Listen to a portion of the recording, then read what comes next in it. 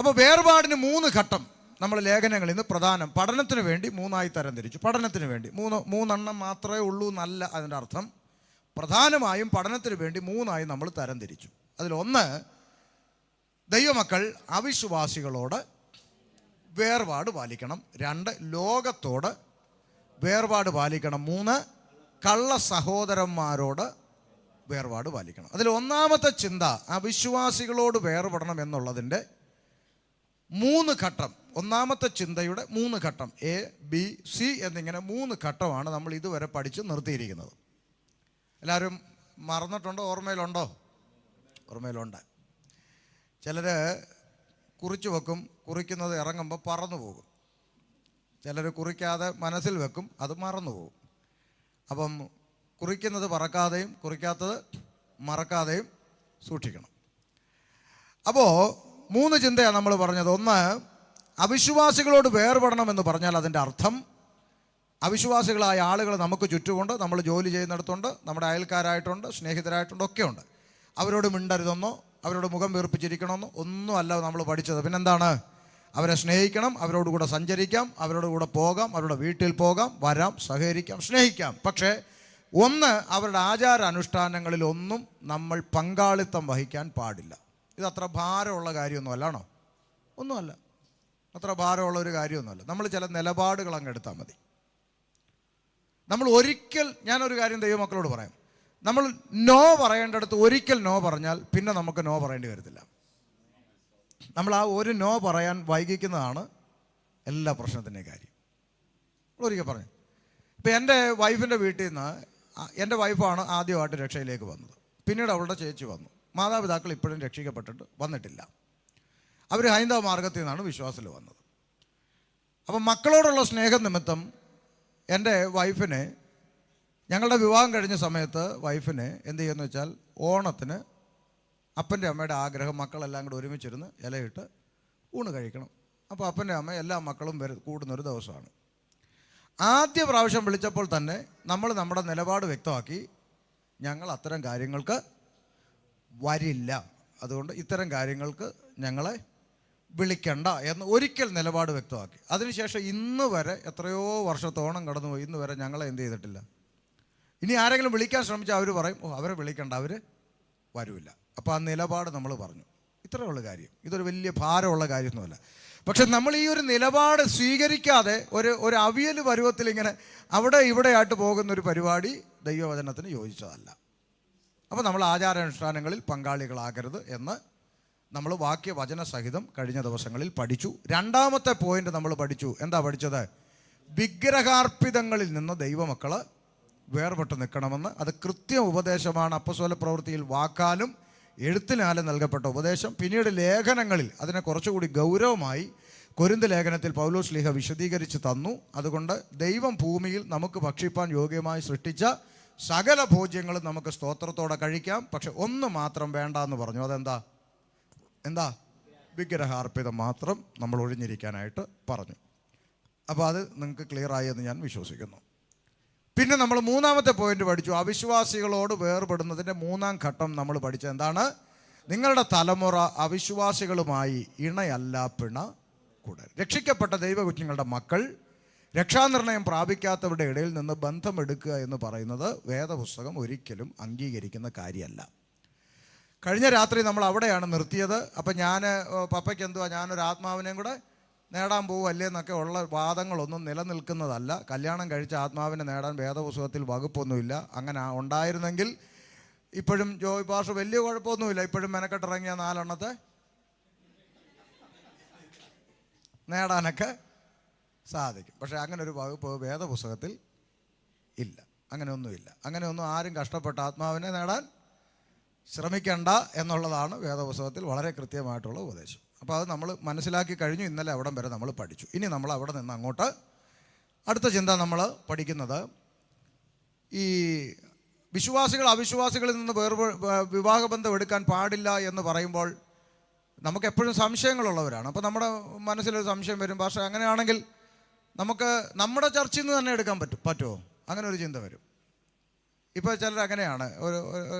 ഒരാൾ ഭയങ്കര ബുദ്ധിയാണ്, തമ്മിലൊരു അഡ്ജസ്റ്റ്മെൻറ്റ് വെച്ചിട്ട് പറയും, എന്നെ ഒരു പരിചയമുള്ളതായിട്ട് കാണിക്കരുത്, ഞങ്ങളുടെ ചർച്ചിൽ എന്ത് ചെയ്യണം, വരണം, വന്നിട്ട് നമ്മൾ തമ്മിൽ പരിചയം ഉണ്ടെന്ന് പറയരുത്, ഒരു 6 മാസം ഞങ്ങളുടെ ചർച്ചിൽ വരണം, അപ്പോൾ നമുക്ക് നൈസായിട്ട് കല്യാണം ആലോചിച്ചിട്ടങ്ങ്. ഇങ്ങനെയൊക്കെ ഭയങ്കര ബുദ്ധിയാണ്. നമ്മളൊന്നും ഒന്നുമല്ല, പിള്ളേരുടെ ബുദ്ധിയൊക്കെ റോക്കറ്റാണ്, അപ്പോൾ ഭയങ്കര ബുദ്ധിയാണ്. പക്ഷെ ഒരു കാര്യം മനസ്സിലാക്കണം. 1 തിമോത്തിയോസ് വായിച്ചോ. 1 തിമോത്തിയോസ് 5-ാം അധ്യായം പഠിക്കുമ്പോൾ അവിടെ കൃത്യമായിട്ട് പൗലോസ് തിമോത്തിയോസിന് തർജ്ജനമായി പറഞ്ഞു കൊടുക്കുന്ന ഉപദേശങ്ങളുണ്ട്. ഒന്ന് വായിച്ചാട്ടെ. മൂത്തവനെ ഭത്സിക്കാതെ അപ്പനെ പോലെയും ഇളയവരെ സഹോദരന്മാരെ പോലെയും മൂത്ത സ്ത്രീകളെ അമ്മമാരെ പോലെയും ഇളയ സ്ത്രീകളെ പൂർണ്ണ നിർമ്മലതയോടെ സഹോദരികളെ പോലെയും പ്രബോധിപ്പിക്കുക. അപ്പൊ ദൈവസഭയിൽ നമ്മൾ കുഞ്ഞുങ്ങളെ പഠിപ്പിക്കേണ്ടത്, നിങ്ങൾക്ക് മൂത്ത സ്ത്രീകളെ നിങ്ങൾ ആരെ പോലെ കാണണം? അമ്മമാരെ പോലെ ബഹുമാനിക്കണം. സഹോദരന്മാരോട് പറയണം, നിങ്ങൾക്ക് ഇളയ കുഞ്ഞുങ്ങൾ ഇവിടെ സൺഡേ ക്ലാസ് പഠിക്കാനിരിപ്പുണ്ട്, അവരെ നിങ്ങളുടെ പെങ്ങന്മാരായി സഹോദരിമാരായി കരുതണം. അങ്ങനെ കരുതാൻ കുഞ്ഞുങ്ങളെ പഠിപ്പിക്കുന്ന ഒരു സഭയിൽ, ആ സഭയിലെ കുഞ്ഞുങ്ങളുടെ കൂടെ നമുക്ക് അവരെ എവിടെ വേണമെങ്കിലും പറഞ്ഞയക്കാം. ഒരു പിക്നിക്കിന് പോകുന്നു, ഓക്കെ, നമ്മുടെ സഹോദരന്മാർ കുഞ്ഞുങ്ങളെ നോക്കിക്കോളൂ എന്ന് ധൈര്യത്തോടെ നമുക്ക് പറയാം. പക്ഷേ ഇന്ന് അങ്ങനെ പറ്റുമെന്നൊന്നും എന്നോട് ചോദിക്കരുത്. ഇന്നങ്ങനെ പറ്റത്തില്ല. കാരണം ഇങ്ങനെയുള്ള പഠനം സഭകളിൽ ഇല്ല. കാരണം പാസ്റ്റർ തന്നെ കുഴപ്പമില്ല, 4 ആഴ്ച നമ്മുടെ സഭയിൽ വരട്ടെ, ഇങ്ങോട്ട് വരട്ടെ, നമുക്ക് കെട്ടിക്കാം എന്ന് പറയുന്ന രീതിയിലേക്ക് കാലം മാറിപ്പോയി. ഉപദേശങ്ങളൊക്കെ മാറ്റിമറിച്ച് സഭയിൽ ആൾ കൂടാനും സ്വോത്രകാഴ്ച സഞ്ചി കിട്ടാനും വേണ്ടി ഉപദേശത്തിൽ കത്രി വയ്ക്കുന്ന പരിപാടികൾ നമുക്ക് ചുറ്റും നടന്നുകൊണ്ടിരിക്കുക. എന്തോ ആയിക്കോട്ടെ, നാം അതിൽ പെട്ടുപോകാതിരിക്കുക എന്നുള്ളതാണല്ലോ പരിശുദ്ധാത്മാവ് നമ്മളോട് സംസാരിക്കുന്നതിൻ്റെ ഉദ്ദേശം. അപ്പം അതുകൊണ്ട് സഭയ്ക്കകത്ത് ഈ കാര്യം കൃത്യമായി ഇങ്ങനെ തന്നെ പഠിപ്പിക്കണം. നമ്മുടെ സഭയിൽ വരുന്ന കുഞ്ഞുങ്ങൾ നമ്മുടെ സഹോദരിമാരാണ്. അവരെ ആ നിലയിൽ കെയർ ചെയ്യണം, അവരെ ആ നിലയിൽ സംരക്ഷിക്കണം. അവർക്ക് ആ ഒരു സുരക്ഷിതത്വം ദൈവസഭയിൽ ഉണ്ടാകണം. ഒരു പെൺകുഞ്ഞിനെ സഭയിൽ ഏൽപ്പിച്ചിട്ട് പോകാൻ ഒരമ്മയ്ക്ക് ധൈര്യം ഉണ്ടാകണം. ആ രീതിയിൽ സഭ അവരെ കരുതണം. വായിക്കാം, താഴോട്ട് വായിക്കാം. സാക്ഷാൽ വിധവമാരായിരിക്കുന്നവരെ മാനിക്ക. വല്ലവിധവയ്ക്കും പുത്രപൗത്രന്മാരുണ്ടെങ്കിൽ അവർ മുമ്പേ സ്വന്തം കുടുംബത്തിൽ ഭക്തി കാണിച്ച് അമ്മയപ്പന്മാർക്ക് പ്രത്യുപകാരം ചെയ്യുവാൻ പഠിക്കട്ടെ, ഇത് ദൈവസന്നിധിയിൽ പ്രസാദകരമാകുന്നു. അടുത്തത്, സാക്ഷാൽ വിധവയും ഏകാഗിയുമായോൾ ദൈവത്തിൽ ആശ വച്ച് രാപ്പകൽ യാചനയിലും പ്രാർത്ഥനയിലും ഉറ്റുപാർക്കുന്നു. ഒറ്റയ്ക്കായി പോയവളാണെങ്കിൽ അവള് പിന്നെ ആരിൽ ആശ്രയിക്കുന്നു? ദൈവത്തിൽ ആശ്രയിച്ച് രാവും പകലും പ്രാർത്ഥനയോട് അവൾ ജീവിക്കുന്നു. അവളുടെ ഒറ്റപ്പെടൽ മാറാൻ അവൾക്ക് ആരുണ്ട്? ദൈവമുണ്ട്. പക്ഷെ അടുത്ത വാക്കെന്താ പറയുന്നത്? കാമുകിയായവളോ ജീവിച്ചിരിക്കയിൽ തന്നെ ചത്തവൾ. അപ്പോൾ ദൈവസഭ ഒരു കാര്യം മനസ്സിലാക്കണം, ദൈവ കുഞ്ഞുങ്ങൾ ഒരു കാര്യം മനസ്സിലാക്കണം. വീണ്ടെടുക്കപ്പെട്ട ദൈവ കുഞ്ഞുങ്ങൾ പ്രത്യേകം തിരിച്ചറിയണം, നമുക്ക് കാമുകന്റെ റോള് ഇല്ല, കാമുകിയുടെ റോള് ഇല്ല. കാമുകിയായവളോ ജീവിച്ചിരിക്കൽ തന്നെ ചത്തവളാകുന്നു. എന്താ വാക്കിന്റെ അർത്ഥം? ജീവിച്ചിരിക്കെ തന്നെ ചത്തവൾ എന്ന് പറഞ്ഞാൽ എന്താ? ചത്തവരുടെ പ്രത്യേകത എന്താണെന്നറിയോ? ചത്തയാളെ ഇങ്ങനെ കൊണ്ടുവന്ന് മേശപ്പുറത്ത് പെട്ടിക്കകത്ത് കൊണ്ടുവന്ന് ഇങ്ങനെ കിടത്തിയേക്കുക, ചത്ത് കിടക്കുക. അപ്പൻ അവിടെ ഇരുന്ന് കരയുന്നു, എന്നാലും എൻ്റെ പൊന്നുമോനേന്ന്. അമ്മ അപ്പുറത്തിരുന്ന് കരയുന്നു, പൊന്നു മക്കളേന്ന്. സഭയിലുള്ളവരെല്ലാവരും അവിടെ നിന്ന് കരയുന്നു, മക്കളേന്ന്. നാട്ടുകാരെല്ലാം നിന്നിട്ട് പറയുന്നാലും നല്ലൊരു പയ്യനായിരുന്നു, എല്ലാം കമൻട്രി പറയുക. പക്ഷെ ഇങ്ങേരിത് അറിയുന്നുണ്ടോ? ഇവൻ ചത്ത് കിടക്കുക. അവൻ അപ്പൻ്റെ കണ്ണീരും കാണുന്നില്ല, അമ്മയുടെ കണ്ണുനീരും കാണുന്നില്ല, സഭയുടെ കണ്ണുനീരും കാണുന്നില്ല, നാട്ടുകാരുടെ കണ്ണുനീരും കാണുന്നില്ല. ഇതുപോലെ തന്നെയാണ് ആര്? കാമുകി. അപ്പനും അമ്മയും കിടന്ന് കരയുന്നു, മക്കളെ ഇത് വേണ്ടടാ, നമ്മൾ ദൈവമക്കളാടാ, ഇത് വേണം. നമുക്ക് അതൊന്നും കാണണ്ട, ചത്ത് കിടക്കുക. സഭ മുഴുവൻ ഇരുന്ന് ഉപവസിക്കുന്ന കരയുന്നു. ഈ നമ്മുടെ സഭയ്ക്കും കൂടെ നാണക്കേടാവുമല്ലോ, ദൈവമേ ഈ പെണ്ണിങ്ങനെ കാണിച്ചല്ലേ, ചെറുക്കൻ ഇങ്ങനെ കാണിച്ചല്ല, അതുകൊണ്ട് സഭ മുഴുവൻ കരയുന്നു. അത് കാണണ്ട, ചത്ത് കിടക്കുക. ഇപ്പം ആരുടെയും കണ്ണുനീര് കാണണ്ട, ചത്ത് കിടക്കുക. അതായി ചത്തവൾ എന്ന് പറയുന്നത്. മനസ്സിലായി എന്ന് വിശ്വസിക്കുന്നു. അപ്പോൾ ദൈവസഭയിലെ കുഞ്ഞുങ്ങൾക്ക് അങ്ങനത്തെ റോളൊന്നുമില്ല. അതുകൊണ്ട് അങ്ങനെയുള്ള റോൾ ആരെങ്കിലും ഏറ്റുപിടിച്ചിട്ടുണ്ടെങ്കിൽ ഇന്ന് രാത്രി ആ നമ്പർ ബ്ലോക്ക് ചെയ്ത് ടാറ്റ പറഞ്ഞ് ബൈ പറഞ്ഞ് മാനസാന്തരപ്പെട്ട് ഇനി മെസ്സേജ് ഒന്നും അയക്കരുതെന്നൊക്കെ പറഞ്ഞ് വേണമെങ്കിൽ ആ സിം കാർഡൊക്കെ എടുത്ത് കുത്തിയൊടിച്ച് ദൂരെ കളയുക. സ്തോത്രം. നിങ്ങളെ ഇരിപ്പ് കണ്ടിട്ട് സ്തോത്രം. അപ്പോൾ അതാണ് നമ്മൾ പറഞ്ഞത്, ദൈവമക്കളുടെ കുഞ്ഞുങ്ങൾ അവിശ്വാസികളുമായി ഇണയല്ല പിണ കൂടരുത്. ദൈവവചനത്തിൻ്റെ പ്രമാണമാണല്ലോ നമ്മളോട്. ഞാൻ ഇന്നലെ പറഞ്ഞല്ലോ, നിയമം അനുസരിക്കാനുള്ളതാണ്. ഈ ബഹറിനിൽ പറയുന്ന എല്ലാ നിയമങ്ങളും കുഞ്ഞു തൊട്ട് വലുത് വരെ അനുസരിച്ചാണ് ഇവിടെ മലയാളികൾ ജീവിക്കുന്നത്. ഈ ഒരു ലോകരാജ്യത്തെ നിയമം അംഗീകരിക്കാൻ മനസ്സുള്ളവർക്ക് മാറ്റമില്ലാത്ത ആകാശവും ഭൂമിയും സൃഷ്ടിച്ച മഹാദൈവത്തിൻ്റെ കൽപ്പന അനുസരിക്കാൻ ഇത്രയും ബുദ്ധിമുട്ട് എന്താണെന്ന് നമുക്ക് എത്ര ആലോചിച്ചിട്ടും പിടി കിട്ടാത്തത്. കാര്യം ഇവിടുത്തെ അനുസരിച്ചില്ലെങ്കിൽ പണി അപ്പം കിട്ടും, മറ്റേത് പണി ഉടനെ കിട്ടാത്തത് കൊണ്ടാണ് ഈ കുഴപ്പം. അതുകൊണ്ട് അത് എഴുതിയിട്ടുണ്ടല്ലോ ബൈബിളിൽ, അങ്ങനെ തന്നെ സഭാപരസിംഗൻ എഴുതിയിട്ടുണ്ട്. പാപം ചെയ്തവർക്ക് പാപത്തിനുള്ള ശിക്ഷാവിധി തൽക്ഷണം നടക്കായി കൊണ്ട് മനുഷ്യൻ പിന്നെയും പാപം ചെയ്യാൻ ധൈര്യപ്പെടുന്നു എന്നാണ് എഴുതി വെച്ചിരിക്കുന്നത്. അന്നേരം പണി കിട്ടാത്തതുകൊണ്ടാണ്. പക്ഷേ കിട്ടുമ്പോൾ അത് വലിയ പണിയായിരിക്കും. അപ്പം അതുകൊണ്ട് നമ്മൾ ഈ പ്രമാണം അനുസരിച്ച് മുന്നോട്ട് പോവുക, നമ്മുടെ തലമുറകളോട് കാര്യങ്ങൾ പറഞ്ഞ് മനസ്സിലാക്കി അവരെ വചനം പഠിപ്പിച്ച് ഇത് തെറ്റാണെന്ന ബോധ്യം. അല്ലാതെ നമ്മൾ കിടന്ന് ചീത്ത വിളിച്ചത് കൊണ്ടോ തല്ലിയത് കൊണ്ടോ പിശാചെന്ന് വിളിച്ചുകൊണ്ടോ വലിച്ചു വാരിയിട്ട് ശാസിച്ചതുകൊണ്ടൊന്നും പിള്ളേർ നേരെയാകത്തില്ല. അവരെ ശരിയായ നിലയിൽ സ്നേഹത്തിൻ്റെ ആത്മാവിൽ കുഞ്ഞെ മക്കളെ വചനം ഇങ്ങനെയാണ് മക്കളെ പഠിപ്പിക്കുന്നത്. അത് തെറ്റിച്ചാൽ ദൈവം വിടത്തില്ല. ദൈവത്തോടുള്ള ബന്ധത്തിൽ കുഞ്ഞുങ്ങളെ കാര്യം പറഞ്ഞ് മനസ്സിലാക്കുക. അതിന് പകരം നമ്മൾ വലിയ അബദ്ധങ്ങൾ കാണിച്ചു വെച്ചിട്ട് ഒത്തിരി പ്രശ്നങ്ങളുണ്ട്. ഈ നമുക്കറിയാം, നിങ്ങൾ ചിലർ കണ്ടിട്ടുണ്ടാകും സോഷ്യൽ മീഡിയയിൽ യൂട്യൂബിലൊക്കെ ഈ പിന്നെ ക്രിസ്ത്യാനികൾക്കും പെന്തക്കോസുകാർക്കും എതിരെയൊക്കെ വലിയ സംവാദങ്ങൾ നടത്തുന്ന ഒരാളുണ്ട്. അയാളുടെ പേര് ഈസാ മുഹമ്മദ് എന്നാണ് അയാളുടെ പേര്. നിങ്ങൾ ചിലപ്പോൾ കണ്ടിട്ടുണ്ടാകും. ഒരു ഊശാന്താടിയൊക്കെ വെച്ച് ഒരു പയ്യൻ. വാസ്തവത്തിൽ ആ പയ്യൻ ആരാണെന്ന് നിങ്ങൾക്കറിയാമോ? പത്തനംതിട്ട ചർച്ച് ഓഫ് ഗോഡിലെ ഒരു വിശ്വാസിയാണ്. മനസ്സിലായോ? അദ്ദേഹത്തിൻ്റെ പെങ്ങളും അളിയനും അബുദാബിയിൽ ചർച്ച് ഓഫ് ഗോഡിൻ്റെ സഭാ ശുശ്രൂഷകനാണ്. അദ്ദേഹത്തിൻ്റെ അളിയൻ അദ്ദേഹത്തിൻ്റെ ഭാര്യയാണ്, ആ പാസ്റ്റർ ഭാര്യയാണ് ഈ ഈസാ മുഹമ്മദിൻ്റെ പെങ്ങൾ. ഞാൻ ആ ചർച്ചിൽ പോയി ശുശ്രൂഷിച്ചിട്ടുണ്ട്. ഇന്നും അവരുടെ വേദനയോടുള്ള പ്രാർത്ഥനയാണ് ഈ സഹോദരൻ്റെ മടങ്ങി വരവ്. എന്താ സംഭവിച്ചത്? കോളേജിൽ പഠിക്കുന്ന സമയത്ത് മുസ്ലിങ്ങളായിട്ടുള്ള ആളുകൾ ക്യാമ്പസിൽ വന്ന് ബൈബിൾ തെറ്റാണ്, യേശു ദൈവമല്ല, പ്രവാചകനാണെന്നൊക്കെ പറഞ്ഞ് ബൈബിളിൻ്റെ കുറേ കുറ്റങ്ങളും കുറവുകളും ഒക്കെ ഈ കൊച്ചു പയ്യന്മാർ 16, 17, 18 വയസ്സുള്ള ഈ പയ്യന്മാരുടെ അടുക്ക വന്ന് ബൈബിളിലെ വാക്യം കൊണ്ട്, ഞാൻ പറഞ്ഞല്ലോ ഈ പിശാച് എപ്പോഴും വരുന്നത് ബൈബിളിലെ വാക്യം കൊണ്ടാണ്. നമ്മുടെ എപ്പോഴും തെറ്റിക്കുക, ഞാൻ കൺവെൻഷന് പറഞ്ഞത് എപ്പോഴും മനസ്സിൽ ഓർമ്മ വേണം. നമ്മുടെ തലച്ചോറിൻ്റെ അകത്ത് കൺഫ്യൂഷൻ ഉണ്ടാക്കുന്ന ചോദ്യത്തിനും ഇട്ട് തന്നിട്ട് പിന്നെ നമ്മൾ ഈ ചോദ്യം കൊണ്ട് നടന്ന് വട്ടായി അവസാനം പിന്മാറ്റത്തിൽ പോകും. അതുകൊണ്ട് നമ്മൾ ഇമാതിരിയുള്ള പാമ്പും കുഞ്ഞുങ്ങളെ നമ്മൾ തിരിച്ചറിയണമെന്ന് പറയുന്നതിൻ്റെ കാര്യം അതാ. പഴയ പാമ്പിൻ്റെ പുതിയ വെർഷൻ, അത്രേ ഉള്ളൂ. അപ്പോൾ ഈ ചോദ്യങ്ങൾ ഈ പയ്യന്മാരോട് ചോദിച്ചു. ഈ പയ്യന്മാരെന്ത് ചെയ്തു? ഈ സംശയങ്ങളെല്ലാം ചെന്ന് സഭാപാസ്റ്ററോട് ചോദിച്ചു. സഭാപാസ്റ്റർ ഉടനെ ശാസിച്ചു. ദുഷ്ടപിശാചികളുടെയൊക്കെ ഇത് കേൾക്കാൻ പോയി ഇരുന്ന് കൊടുക്കാൻ തന്നെ നീയൊക്കെ നിന്നെയൊക്കെ ഈ ബന്ധനം, ആവശ്യമില്ലാത്ത ബന്ധനമൊക്കെ വലിച്ചു കയറ്റിക്കൊണ്ട് വരും. കൊച്ചുങ്ങളൊരു സംശയം ചോദിച്ചാൽ അത് ബൈബിളിൽ നിന്ന് പറഞ്ഞവരെ മനസ്സിലാക്കിക്കണ്ടേ? അവരെ ശാസിച്ചു. അവരെ ഭൂതത്തിൻ്റെ ഇതാ പോയി അങ്ങനെ എങ്ങനെയാണെന്നും പറഞ്ഞ് പബ്ലിക്കായിട്ട് അവരെ അപമാനിച്ചു. അവർ പോയി മുസ്ലിമായി. ആ പെന്തക്കോസുകാരൻ പയ്യനാണ് ഇന്ന് മുസ്ലിമായി നിന്നുകൊണ്ട് ബൈബിളിനെതിരെയും ക്രിസ്ത്യാനിക്കെതിരെയും ശക്തമായി ആഞ്ഞടിച്ചുകൊണ്ടിരിക്കുന്നത്. നമ്മൾ മനസ്സിലാക്കണം, നമുക്കിതൊന്നും നേരെയില്ല. നമ്മളിങ്ങനെ ഞായറാഴ്ച വരുന്നു, 2 പാട്ട് പാടുന്നു, പോകുന്നു എന്നതിന് അപ്പുറത്ത് നമ്മുടെ തലമുറ ഈ കൃപയിൽ നിലനിൽക്കുന്നുണ്ടോ? അല്ലെങ്കിൽ അവർക്ക് വചനം പഠിക്കാനുള്ള അവസരം, അവർക്കതിൽ സംശയം ഉണ്ടെങ്കിൽ ഒരുപക്ഷെ നമുക്കറിയത്തില്ലെങ്കിൽ അറിയുന്ന ദൈവദാസന്മാരെ കൊണ്ട് അവരോട് സംസാരിപ്പിച്ച്, എത്ര പേര് ഞാൻ പറയാം പെന്തക്കോസ്തിൻ്റെ അകത്ത് നിൽക്കുന്ന എത്രയോ പേര്, ഞാൻ പറയാം മിനിമം 4 പേരിലധികം അമ്മമാരെന്നെ ഫോൺ വിളിച്ചിട്ട് അവർ പറഞ്ഞിട്ടുണ്ട്, ഞങ്ങളുടെ മോൾ ഇന്നടുത്ത് പഠിക്കാൻ പോയി, ഞങ്ങളുടെ മോൻ ഇന്നടുത്ത് പഠിക്കാൻ പോയി, പഠിച്ചുകൊണ്ടിരിക്കുകയായിരുന്നു, ഇപ്പോൾ അതിന് മുസ്ലിമാണ് ശരിയെന്നും പറഞ്ഞ് ഒറ്റക്കാലം നിൽക്കുക. ഭാഷ എന്തോ ചെയ്യുവാന്ന്, എങ്ങനെയെങ്കിലും ഒന്ന് സംസാരിക്കാൻ പറ്റുമെന്ന് ചോദിച്ച് കണ്ണുനീരോട് അവർ വിളിക്കുകയാണ്. എന്താ കാര്യം? ഇവിടെ നമ്മൾ 10-22 വർഷം കൊണ്ട് നടന്ന് സേവിച്ച പുസ്തകം, വേദപുസ്തകം കയ്യിൽ കിട്ടിയപ്പോൾ അത് തെറ്റാണെന്നും വേദപുസ്തകമാണെന്ന് ശരിയെന്നും തിരിച്ചറിഞ്ഞ് മനസ്സിലാക്കി അതെടുത്ത് ദൂരെ കളഞ്ഞ് ഈ പുസ്തകം എടുത്ത് നമ്മൾ ഇറങ്ങിയപ്പോൾ നമ്മുടെ ഇടയിൽ പെന്തക്കോസിൻ്റെ അകത്ത്, പുൾപിറ്റിൻ്റെ അകത്ത്, സഭയ്ക്കകത്ത് ജനിച്ചു വളർന്ന സൺഡേ ക്ലാസ് പഠിച്ച കുഞ്ഞുങ്ങൾ ഈ നിലയിൽ പോകുമെന്ന് പറഞ്ഞാൽ അതിൻ്റെ ഗൗരവം മനസ്സിലാക്കിക്കോണം. ഒന്നാമത് വചന പഠനമില്ല, പിള്ളേർക്കെല്ലാം തുള്ളൽ മതി.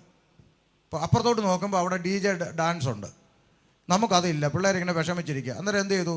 നമുക്ക് ആ പാട്ടിൻ്റെ വരി അങ്ങ് മാറ്റാം, മറ്റേതങ്ങ് മാറ്റിയിട്ട് യേശുവേന്ന് കയറ്റാം. എന്നിട്ട് DJ അടിച്ച് ലൈറ്റും അങ്ങ് അണച്ചു കൊടുത്താൽ വെളിച്ചം ദുഃഖമാണ് ഉണ്ണി, ഇരുട്ടല്ലോ സുഖപ്രദം. ഇരുട്ടത്ത് പിള്ളേർ കിടന്ന് തുള്ളുന്നതാണ് ഇപ്പം ട്രെൻഡ്. മനസ്സിലാക്കുന്നുണ്ടോ? അപ്പോൾ ഇതൊക്കെയാണ്. അപ്പോൾ ഇതെന്തുകൊണ്ടാണ് പിള്ളേർക്ക് ഇഷ്ടം? അതാണ് കാരണം. അവർക്ക് ലോകപ്രകാരം പബ്ബിലോ ക്ലബിലോ പോകാൻ പറ്റുന്നില്ല. ആ സങ്കടം ഇവിടെ അങ്ങ് തീരും. അടിച്ച് പെരുപ്പിച്ച് കൊഴുപ്പിച്ചോ കൊടുത്താൽ മതി. അപ്പോൾ പിള്ളേർക്ക് ഇഷ്ടമാണ്. പിള്ളേരപ്പോൾ അടിസ്ഥാന സഭ വിട്ട് ഇത്തരം കൾട്ടുകളിലേക്ക് പോയി വീണു പോവുകയാണ് ചെയ്യുന്നത്.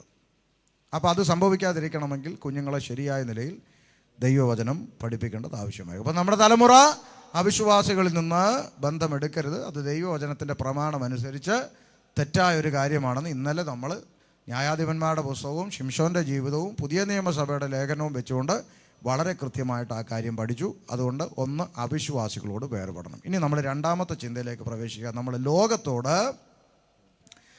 ലോകത്തോട് വേർപെടണം. തീത്തോസിൻ്റെ ലേഖനം 2-ാം അധ്യായം 10 മുതൽ ഒന്ന് വായിച്ചാട്ടെ.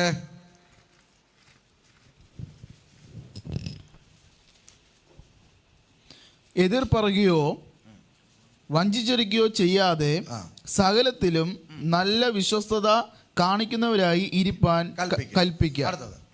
സകല മനുഷ്യർക്കും രക്ഷാകരമായ ദൈവകൃപ ഉദിച്ചുവല്ലോ. നാം ഭാഗ്യകരമായ പ്രത്യാശയ്ക്കായിട്ടും മഹാദൈവവും നമ്മുടെ രക്ഷിതാവുമായ യേശുക്രിസ്തുവിന്റെ തേജസ്സിന്റെ പ്രത്യക്ഷതയ്ക്കായിട്ട് കാത്തുകൊണ്ട് നിൽക്കട്ടെ. അപ്പൊ നമ്മൾ എന്തിനാ കാത്തിരിക്കുന്നത്? നമ്മുടെ കർത്താവായ യേശു ക്രിസ്തുവിൻ്റെ കാഹളനാദം കേൾക്കുവാൻ കുറുകെ ഞരങ്ങി കാത്തിരിക്കുന്ന കുറുപ്രാവിനെ പോലെ നമ്മളിങ്ങനെ കാത്തിരിക്കുകയാണ് മണവാളൻ്റെ വരവിനായി. നമ്മളെന്ന് പറഞ്ഞാൽ സഭയുടെ പ്രത്യാശ നമ്മുടെ കർത്താവായ യേശു ക്രിസ്തുവിൻ്റെ തേജസ്സിലുള്ള വെളിപ്പാട്. അതിനായി കാത്തുകൊണ്ട് അടുത്തത് ഭക്തികേടും.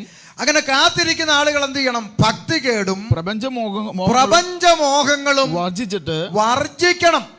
ശ്രദ്ധിച്ചോ?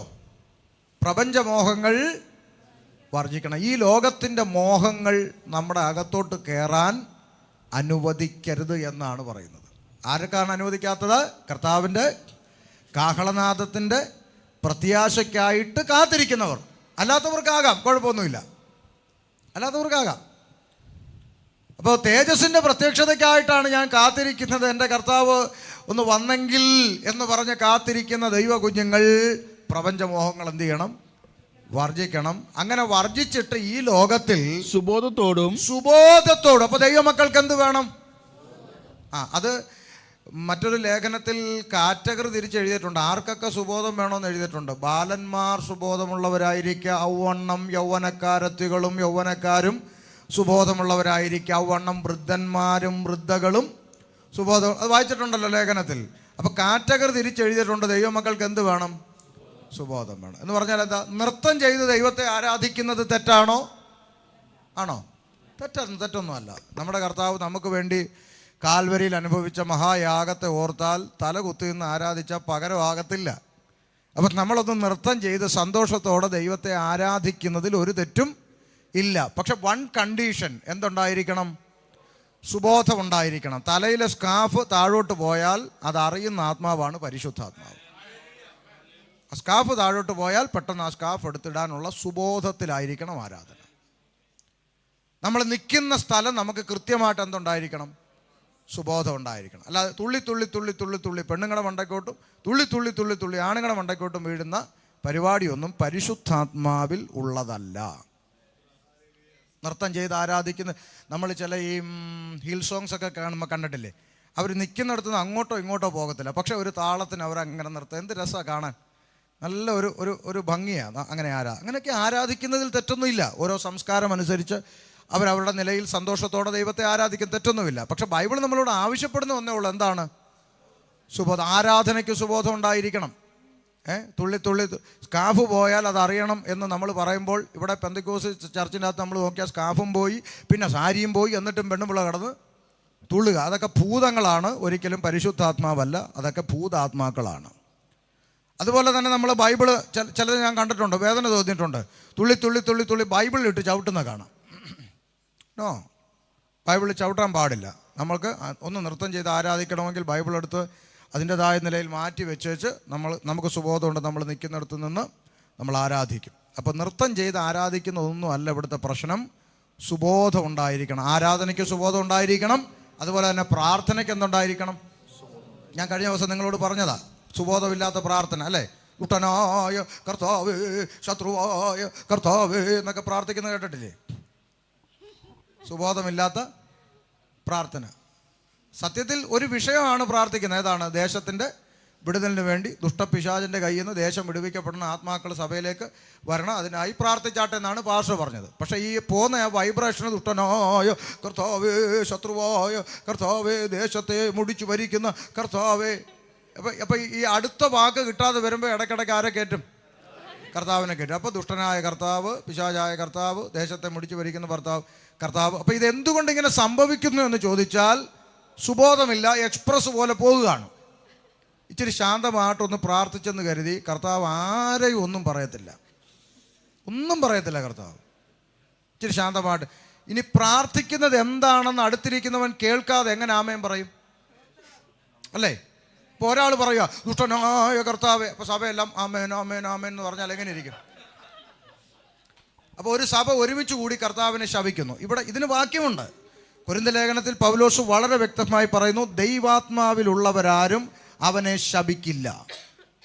സോ ഈ പറഞ്ഞ ആത്മാവ് ഒന്നും ഏതാത്മാവല്ല? ദൈവാത്മാവല്ല. ഇങ്ങനെ വിവരക്കേട് വിളമ്പുന്ന ഒരാത്മാവും ദൈവാത്മാവല്ല. അപ്പം നമ്മൾ അങ്ങനെയാണ് പഠിക്കുന്നത്. അത് നമ്മൾ കുറച്ചുകൂടി വ്യക്തമാകുന്നത് മിക്കവാറും ചിലപ്പോൾ നാളെ നമ്മൾ പ്രവചനത്തിലേക്കൊക്കെ വരും. അന്നേരം നമുക്ക് കൃത്യമായിട്ട് മനസ്സിലാകും ഏതാണ് ആത്മാവ്, ഏതാണ് ഭൂതാത്മാവ്, ഏതാണ് മനുഷ്യാത്മാവെന്നൊക്കെ നമുക്ക് കൃത്യമായിട്ട് മനസ്സിലാവും. ഭൂതാത്മാവും ദൂത് പറയും, പിന്നെ മാനുഷികമായും. ഇന്നാളൊരു ചെറുക്കൻ ബൈബിൾ കോളേജിൽ പഠിച്ചിറങ്ങിയപ്പോൾ അവൻ്റെ വീട്ടിൽ ഒരു പ്രാർത്ഥന വെച്ചു. അപ്പം സഭാഭാഷ പറഞ്ഞു ചെറുക്കൻ പഠിച്ചങ്ങോട്ട് ഇറങ്ങിയല്ലേ ഉള്ളൂ, അപ്പോൾ അവൻ്റെ വീട്ടിലെ പ്രാർത്ഥനയാണ്. അപ്പോൾ പാഷ വിചാരിച്ചു ഒരു പ്രോത്സാഹനം, പഠിച്ചിറങ്ങിയല്ലേ ഉള്ളൂ. അപ്പോൾ അവനൊരു 10 മിനിറ്റ് വചനം സംസാരിക്കാൻ കൊടുത്തു. അപ്പോഴത്തേക്ക് ഇവനങ്ങ് അങ്ങോട്ട് പഠിച്ചിറങ്ങിയതിൻ്റെ ചൂടിലങ്ങ് അവൻ കയറി അങ്ങ് ചൂടായി നേരെ പിന്നെ പല തലയിലോട്ടൊക്കെ കൈ വെക്കാൻ തുടങ്ങി. അവസാനം സ്വന്തം അപ്പൻ്റെ തലയിൽ കൈ വെച്ചിട്ട് പറഞ്ഞു, എൻ്റെ മകനെ പപ്പായേ എന്ന് പറഞ്ഞു. അപ്പോൾ പറഞ്ഞു വന്ന വഴിക്ക് എൻ്റെ മകനെ എന്ന് പറഞ്ഞപ്പോഴാണ് ഓർത്ത് ആരാണ്? അപ്പനാണ്. അപ്പോൾ ഉടനെ പറഞ്ഞു എൻ്റെ മകനെ പപ്പായേ. എന്നിട്ട് പറഞ്ഞു എൻ്റെ ആത്മാവ് നിന്നോട് പറയുന്നു. ശരിയാണ്, അവൻ്റെ ആത്മാവാണ്. അപ്പോൾ അത് നമുക്ക് പിന്നാലെ വരുന്ന ദിവസങ്ങളിൽ പഠിക്കാം. വരട്ടെ, നമുക്ക് ബാക്കി സഹിതം എല്ലാം പഠിക്കണമല്ലോ. അപ്പോൾ ശരിയായ നിലയിൽ മുന്നോട്ട് പോകാനായിട്ട് നമ്മൾ മനസ്സിലാക്കേണ്ടത്, നമുക്ക് പ്രാർത്ഥനയ്ക്ക് എന്തുണ്ടായിരിക്കണം? സുബോധം ഉണ്ടായിരിക്കണം. ആരാധനയ്ക്ക് സുബോധം ഉണ്ടായിരിക്കണം. എല്ലാ നിലയിലും ദൈവസന്നിധിയിൽ നമുക്ക് സുബോധം ഉണ്ടായിരിക്കണമെന്നാണ്. ഇത് ഒരു വാക്യമല്ല, വേർതിരിച്ച് കാറ്റഗറി തിരിച്ച് തന്നെ എഴുതിയിട്ടുണ്ടെന്ന് ഞാൻ പറഞ്ഞു. അതിലേക്ക് നമ്മളിപ്പോൾ പോകുന്നില്ല. ഓക്കെ. സുബോധത്തോടും നീതിയോടും ദൈവഭക്തിയോടും കൂടെ ജീവിച്ചു പോരേണ്ടതിന് അത് നമ്മെ ശിക്ഷിച്ച് വളർത്തുന്നു. അപ്പം ശ്രദ്ധിക്കണം, അത് നമ്മെ വളർത്തുന്നു. മനസ്സിലായവർ പറ, ഏത്? നിങ്ങൾക്ക് മനസ്സിലായില്ല. മനസ്സിലാകണമെങ്കിൽ ആ 11-ാം വാക്യം തുടങ്ങുന്നൊന്ന് വായിക്ക്. സകല മനുഷ്യർക്കും രക്ഷാകരമായ ദൈവകൃപ ഉദിച്ചുവല്ലോ. അപ്പം അത് നമ്മെ ശിക്ഷിച്ചു വളർത്തുന്നു. ഏത്? കൃപ നമ്മെ. അപ്പം നമ്മൾ രക്ഷിക്കുന്ന കൃപയെക്കുറിച്ച് മാത്രമേ നമ്മൾ കേട്ടിട്ടുള്ളൂ. പക്ഷേ അതേ വേദപുസ്തകം പറയുന്നു, കൃപ നമ്മെ ശിക്ഷിച്ച് ഈ ശിക്ഷിച്ചു വളർത്തുന്നതും തന്നെ വളരുന്നതും തമ്മിൽ വ്യത്യാസമുണ്ട്, അല്ലേ? വളർത്തുന്നതും വളരുന്നതും തമ്മിൽ വ്യത്യാസമുണ്ട്. തെരുവ് പട്ടികൾ റോഡിൽ വളരുകയാണ്, അതിനെ ആരും വളർത്തുന്നില്ല. എവിടെ വേണമെങ്കിലും കിടക്കാം, എന്ത് വേണമെങ്കിലും തിന്നാം, എപ്പോൾ വേണമെങ്കിലും കുരയ്ക്കാം, എങ്ങോട്ട് വേണമെങ്കിലും പോകാം. വളർത്തുന്ന പട്ടിയോ? അതിന് ചിട്ടയുണ്ട്. സമയത്തിറക്കി സമയത്ത് ഫുഡ് കൊടുക്കും. കൂട്ടി കയറാന്ന് പറഞ്ഞാൽ കൂട്ടി കയറും, ഇറങ്ങണമെന്ന് പറഞ്ഞാൽ ഇറങ്ങി. അതിനൊരു ചിട്ടയുണ്ട്. അപ്പോൾ ദൈവസഭയ്ക്കകത്ത് നമ്മെ രക്ഷിച്ച അതേ ദൈവകൃപ തന്നെ വഴി വിട്ടു പോയാൽ നമ്മെ ശിക്ഷിച്ചു വളർത്തും. മനസ്സിലായില്ലേ? അതുകൊണ്ട് എന്തിനാണ് ശിക്ഷിക്കുന്നത്? നമ്മൾ ഈ കർത്താവിൻ്റെ വരവിൽ അതിൻ്റെ പുറകിലോ ഭക്തികേടും നാം തേജസ്സിൻ്റെ പ്രത്യക്ഷതയ്ക്കായിട്ട് കാത്തുകൊണ്ട്. അപ്പോൾ കർത്താവിൻ്റെ വരവിനായി കാത്തിരിക്കുന്ന ദൈവമക്കളെ ഭക്തികേടും പ്രപഞ്ചമോഹങ്ങളും വർജിച്ചിട്ട് ഈ ലോകത്തിൽ സുബോധത്തോടും നീതിയോടും ദൈവഭക്തിയോടും കൂടെ ജീവിച്ചു പോരണം. എന്തിനാ? തേജസ്സിൻ്റെ പ്രത്യക്ഷതയിൽ എടുക്കപ്പെടുവാനായിട്ട്. അപ്പോൾ കർത്താവിൻ്റെ വരവിൽ എടുക്കപ്പെടുവാനായിട്ട് നമ്മൾ ഇങ്ങനൊക്കെ ജീവിക്കാൻ വേണ്ടി ദൈവകൃപ നമ്മെ ശിക്ഷിച്ച് വളർത്തുന്നു എന്നാണ് കാണുന്നത്. അതിന് ഇണവാക്യമായിട്ട് റോമാലേഖനം 12-ാം അധ്യായം 1-ാം വാക്യത്തിൽ ഒന്നുകൂടെ വ്യക്തമാക്കുന്നു. ഒന്ന് വായിച്ചാട്ടെ. അതെങ്ങനെയാണ് പ്രപഞ്ചമോഹങ്ങൾ വർജനം ചെയ്യേണ്ടതെന്ന് റോമാലേഖനം 12-ാം അധ്യായത്തിൽ ഒന്നുകൂടെ ക്ലാരിറ്റി തരുന്നുണ്ട്. സഹോദരന്മാരെ, ഞാൻ ദൈവത്തിന്റെ മനസ്സലിവ് ഓർപ്പിച്ച് നിങ്ങളെ പ്രബോധിപ്പിക്കുന്നത് നിങ്ങൾ ബുദ്ധിയുള്ള ആരാധനയായി നിൽക്കട്ടെ. അപ്പൊ നേരത്തെ പറഞ്ഞു സുബോധം വേണം. ഇപ്പൊ എന്ത് പറയുന്നു? ബോധവും വേണം, ബുദ്ധി വേണം. നമുക്ക് ദൈവം ബുദ്ധി തന്നിട്ടുണ്ട്. ഈ വേദപുസ്തകത്തിൽ ജ്ഞാനം, പരിജ്ഞാനം എന്നീ വാക്കുകളുണ്ട്, അല്ലേ? അല്ലേ? ജ്ഞാനത്തിൻ്റെയും വെളിപ്പാടിൻ്റെയും ആത്മാവിനെ തന്നെ പരിജ്ഞാനം പ്രാപിക്കണം. ഈ ജ്ഞാനം പരിജ്ഞാനം എന്ന് പറയുന്നത് രണ്ടാണ്. നമ്മൾ നടന്നു പോകുമ്പോൾ വഴിയിൽ ഒരു പാമ്പിനെ കണ്ടു, മൂർഖൻ പാമ്പിനെ കണ്ടു. പാമ്പ് കടിക്കും എന്നുള്ള ജ്ഞാനം, അറിവ് നമുക്കുള്ളത് കൊണ്ട് നമ്മളത് വഴിമാറി അങ്ങ് പോകുന്നു. അത് ജ്ഞാനം. എന്നാൽ എൻ്റെ പിന്നാലെ വരുന്നവനെ ഇത് കടിക്കും എന്നുള്ളത് കൊണ്ട് മറ്റുള്ളവർക്ക് മുന്നറിയിപ്പ് കൊടുത്ത് ഇവിടെ ഒരു പാമ്പുണ്ടെന്ന് പറഞ്ഞ് അതിനെ എടുത്ത് ഒഴിവാക്കി വേറൊരുത്തൻ അപകടത്തിൽപ്പെടാതെ ഇരിക്കുന്നതാണ് പരിജ്ഞാനം എന്ന് പറയുന്നത്. നമ്മൾ സ്വയം മാറിപ്പോകുന്നത് ജ്ഞാനം, മറ്റൊരുത്തനെ അപകടത്തിൽ നിന്ന് രക്ഷിക്കുന്നത് പരിജ്ഞാനം. എന്ന് പറഞ്ഞ പോലെ സുബോധത്തെക്കുറിച്ച് പഠിപ്പിക്കുമ്പോൾ തന്നെ ബുദ്ധിയെക്കുറിച്ച് പഠിപ്പിക്കുന്നുണ്ട്. നമ്മൾ തീർത്തും മണ്ടന്മാരാകരുത്. ഹലോ, നമ്മൾ തീർത്തും മണ്ടന്മാരാകരുത്. ഈ ദൈവമക്കളെ വെറും മണ്ടന്മാരാക്കിക്കൊണ്ടാണ് ഈ കാലഘട്ടത്തിൽ പലരും ദൈവ കുഞ്ഞുങ്ങളെ പറ്റിക്കുന്നത്. നമ്മൾ പറ്റിക്കപ്പെടാൻ നിന്ന് കൊടുക്കരുത്. നമുക്ക് ദൈവം ബുദ്ധി തന്നിട്ടുണ്ട്. നമ്മൾ ബുദ്ധിയുള്ളവരായി, ബുദ്ധിയുള്ള ആരാധനയായി നിങ്ങളുടെ ശരീരങ്ങളെ ജീവനും വിശുദ്ധിയും ദൈവത്തിന് പ്രസാദമുള്ള യാഗമായി സമർപ്പിപ്പീൻ. അപ്പൊ ആരാധന എന്ന് പറയുന്നത് നമ്മുടെ ശരീരങ്ങളെ ജീവനും വിശുദ്ധിയും ദൈവത്തിന് പ്രസാദമുള്ള യാഗമായി സമർപ്പിക്കുന്ന അനുഭവമാണ്. എന്ത്? ആരാധന. അങ്ങനെ ആയിരിക്കണം നമ്മുടെ ആരാധന എന്ന് പറയുന്നത്. സ്തോത്രം. എന്താ ഈ യാഗമായി സമർപ്പിക്കുക? ഒന്ന് ശ്രദ്ധിച്ചേ. ഈ യാഗങ്ങളൊക്കെ നടക്കുന്നത് എവിടാ? പഴയ നിയമ കാലത്താണ്. ഈ യാഗത്തിൻ്റെ ഒരു പ്രത്യേകത എന്താണെന്ന് നിങ്ങൾ എന്നെ ഒന്ന് ശ്രദ്ധിച്ചേ.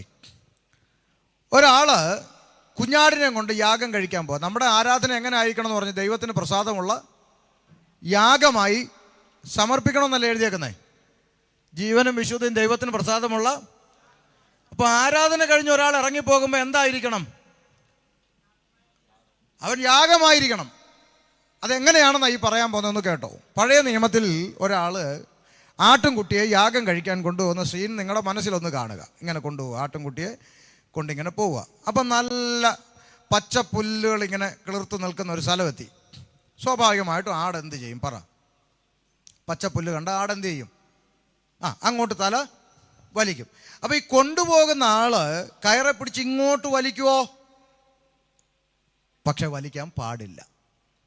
യാഗം കൊണ്ടുപോകുന്ന മൃഗത്തെ അങ്ങനെ വലിക്കാൻ എന്തുകൊണ്ട് പാടില്ല? വലിച്ചാൽ കയറ് കഴുത്തിൽ മുറുകി ഊനമുള്ളതായാൽ പിന്നെ അതിന് എന്ത് ചെയ്യാൻ പറ്റില്ല. അപ്പം എന്ത് ചെയ്യുമെന്നറിയാമോ? കൊണ്ടുപോകുന്ന ആള് ആട് അങ്ങോട്ട് തല നീട്ടുന്ന ഉടനെ കയറൊന്നങ്ങ് അയച്ചു വിട്ടു കൊടുത്തിട്ട് അവനെ എന്ത് ചെയ്യും? തോളിലങ്ങ് എടുക്കും. ഇതാ ആ യാഗം കൊണ്ടുപോകുന്ന അവസ്ഥ. എന്നിട്ട് ആ പുല്ലിൻ്റെതായ മേഖലകളൊക്കെ കഴിയുമ്പോൾ ഇവനെ ഒന്ന് താഴെ നിർത്തിയിട്ട് വീണ്ടും ഇങ്ങനെ പോവുക. അങ്ങനെ പോകുമ്പോൾ നല്ല കളകളനാഥം നല്ല കണ്ണീര് പോലത്തെ തടാകം അരുവിയൊക്കെ വരും. അപ്പോൾ ആട് പിന്നെ എന്ത് ചെയ്യും? ആടങ്ങോട്ട് തല നീട്ടും. അപ്പോൾ വീണ്ടും ഇതേപോലെ അങ്ങോട്ട് വിട്ട് കൊടുത്തിട്ട് അവനെ പൊക്കിയെടുത്ത് തോളയിലിട്ട് ഇങ്ങനെ കൊണ്ടുപോയി യഹോവയുടെ സന്നിധിയിൽ കൊണ്ടുവച്ച് ഇതിനെ യാഗമാക്കി ഇവനെ ദൈവത്തിന് പ്രസാദമുള്ള യാഗമായി ആടിനെ സമർപ്പിച്ചു. കേട്ടോണേ. എന്നിട്ട് അതിൻ്റെ എല്ലും കഷ്ണവും ചാരവും എല്ലാം കൂടെ കൊട്ടയിലിട്ടുകൊണ്ട് ഇയാളിങ്ങനെ തിരിച്ചു വരുമ്പോൾ അങ്ങോട്ട് പോയപ്പോൾ കണ്ട ആ പച്ച പുല്ല് അവിടെ തന്നെ നിപ്പുണ്ട്. ആട് ചാടുവോ? എന്നാ ചാടാത്ത? അങ്ങോട്ട് പോയപ്പം വലിയ ചാട്ടമായിരുന്നല്ലോ. അങ്ങോട്ട് പോയപ്പം വലിയ ചാട്ടമായിരുന്നല്ലോ. ഇപ്പം എന്നാ ചാടാത്തെന്ന് ചോദിച്ചാൽ മൗനമായി നമ്മളോട് പറയുന്നൊരു മറുപടിയുണ്ട്. ഞാൻ എൻ്റെ ജീവിതം എൻ്റെ ദൈവത്തിന് യാഗമാക്കിയിട്ട് വരികയാണ്. ഇനി ഈ ലോകത്തിലെ ഒരു പുല്ലും എന്നെ അട്രാക്റ്റ് ചെയ്യുന്നില്ല. ദൈവമക്കൾ കേൾക്കുന്നുണ്ടോ? ഇനി ഈ ലോകത്തിലെ ഒരു പുല്ലും എന്നെ എന്ത് ചെയ്യുന്നില്ല? ആകർഷിക്കുന്നില്ല. ഈ ലോകത്തിലെ ഒരു കണ്ണാടി പുഴകളും എന്നെ ആകർഷിക്കുന്നില്ല. ബിക്കോസ് ഞാൻ എന്നെ തന്നെ എൻ്റെ ദൈവത്തിന് യാഗമാക്കിയിട്ട് വരിക. ആരാധന കഴിഞ്ഞ് നാം ആലയത്തിൽ നിന്ന് ഓരോ പ്രാവശ്യം ഇറങ്ങിപ്പോകുമ്പോഴും ഈ വഴിയരികിൽ നമ്മളെ അട്രാക്റ്റ് ചെയ്യുന്ന പച്ചപ്പുല്ലുകളും കണ്ണാടിപ്പുഴകളും ഉണ്ട്. അവിടെ നമ്മൾ തിരിച്ചറിയേണ്ടത് ആരാധന കഴിഞ്ഞ് വീട്ടിലേക്ക് പോകുന്ന ഞാൻ എൻ്റെ ജീവിതത്തെ എൻ്റെ ദൈവത്തിന് യാഗമാക്കിയിട്ടാണ് പോകുന്നത്. ഇനി എൻ്റെ കൺമുന്നിൽ കാണുന്നതൊന്നും എന്നെ അട്രാക്റ്റ് ചെയ്യത്തില്ല എന്ന് പറയുന്നതാണ് ദൈവത്തിന് പ്രസാദമുള്ള ആരാധന. Praise the Lord. നമ്മൾ ചിന്തിക്കണം, എന്ത് ഗൗരവമുള്ള വിഷയമാണെന്നറിയാമോ? നമ്മൾ ഞായറാഴ്ച 2 പാട്ട് പാടി തമ്പേറടിച്ച് ആരാധനയെല്ലാം കഴിഞ്ഞിട്ട് നമ്മൾ കതക് തുറന്ന് ഇറങ്ങുമ്പോഴത്തേക്ക് നമ്മൾ വീണ്ടും പഴയ മനുഷ്യനായി മാറുക. എന്ന് പറഞ്ഞാൽ എന്താ പറയുക, തിങ്കൾ തൊട്ട് ശനി വരെ കാക്കയായി ജീവിക്കുക. എന്ന് വെച്ചാൽ പച്ചക്കറിയും തിന്നും, മുള്ളും തിന്നും, എല്ലും തിന്നും, എല്ലാം കൊത്തി തിന്നും. ഞായറാഴ്ച ആകുമ്പോൾ വിശുദ്ധ പ്രാവായിട്ട് വന്ന് ചർച്ചിലിരിക്കുന്ന ഒരനുഭവം, അത് മാറണം. ഓരോ ആരാധന കഴിഞ്ഞ് നമ്മൾ ഇറങ്ങിപ്പോകുമ്പോൾ എൻ്റെ ജീവിതം ഞാൻ ദൈവത്തിന് പ്രസാദമുള്ള യാഗമായി സമർപ്പിച്ചിട്ടാണ് പോകുന്നതെന്ന ബോധ്യത്തോടെ. അതാണ് ദൈവത്തിന് പ്രസാദമുള്ള ആരാധന. ഇനി ഈ ആരാധന എവിടെ തുടങ്ങുന്നേ? ആരാധന തുടങ്ങുന്നത് നമ്മൾ പള്ളി വന്നിട്ട് പിന്നെ കീബോർഡ് ഓൺ ചെയ്ത് പാട്ടുകാരൻ വന്നു ഋതമ്പാടൊക്കെ അടിച്ചു തുടക്കി ഇങ്ങോട്ട് വരുമ്പോൾ അതാണോ ആരാധന? അല്ല. വേദപുസ്തകം പറയുന്നു നമുക്ക് യഹോവയുടെ ആലയത്തിൽ പോകാം എന്ന് പറഞ്ഞപ്പോൾ ഞങ്ങൾ അത്യന്തം കണ്ടോ, ആലയത്തിലേക്ക് പോകാമെന്ന കാര്യം പറഞ്ഞപ്പം ഉള്ളിലുണ്ടായ ആ സന്തോഷം, അവിടെ തുടങ്ങിയ ആരാധന. നമ്മൾ രാവിലെ ആരാധനയ്ക്ക് പോകണ്ട, വെള്ളിയാഴ്ച എഴുന്നേൽക്കുന്ന ഉറങ്ങാണ് നമ്മൾ ദേഷ്യപ്പെട്ട് അല്ലെങ്കിൽ വഴക്കുണ്ടാക്കിയിട്ട് എന്നിട്ട് പിന്നെ വല്ല വിധേന എഴുന്നേറ്റ് നേരെ ചർച്ചിനകത്തോട്ട് വന്നിരുന്ന് അങ്ങോട്ട് കസേര വന്ന് കയറുമ്പോൾ ആത്മാവ് അങ്ങ് കയറി. അല്ല, അല്ലേ അല്ല. നമ്മുടെ തമ്പേറിൻ്റെ ശബ്ദത്തിലോ നമ്മുടെ അന്യഭാഷയുടെ വോളിയത്തിലോ ഒന്നും അല്ല ദൈവം പ്രസാദിക്കുന്നത്. ദൈവം നമ്മുടെ ഹൃദയത്തെയാണ്. അതിനെ ഒരു വാക്യം തെളിവായി എടുക്കാം. പുറപ്പാട് പുസ്തകം 25:1 ഒന്ന് വായിച്ചേ. പുറപ്പാട് 25:1.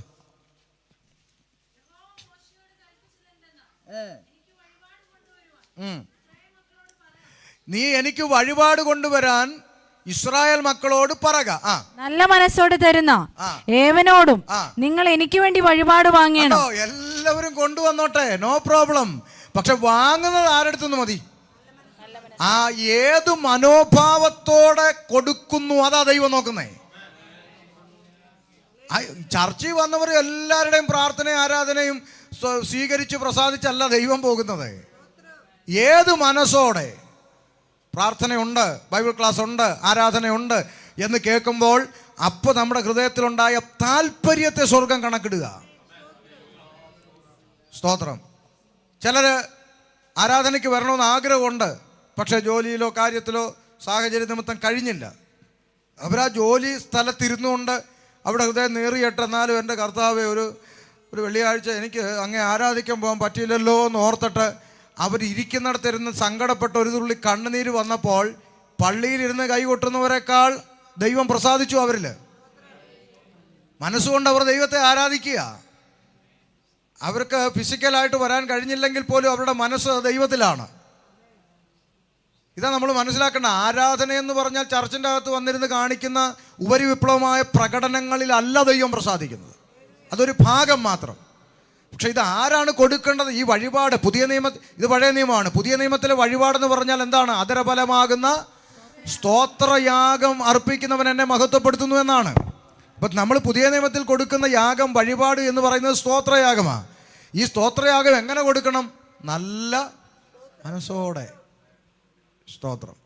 അതുകൊണ്ടാണ് റോമാലേഖനത്തിൽ പറഞ്ഞത്, നിങ്ങൾ ബുദ്ധിയുള്ള ആരാധനയായി നിങ്ങളുടെ ശരീരങ്ങളെ ജീവനും വിശുദ്ധിയും ദൈവത്തിന് പ്രസാദമുള്ള യാഗമായി സമർപ്പിപ്പിൻ. അടുത്ത വാക്ക് ശ്രദ്ധിച്ചേ.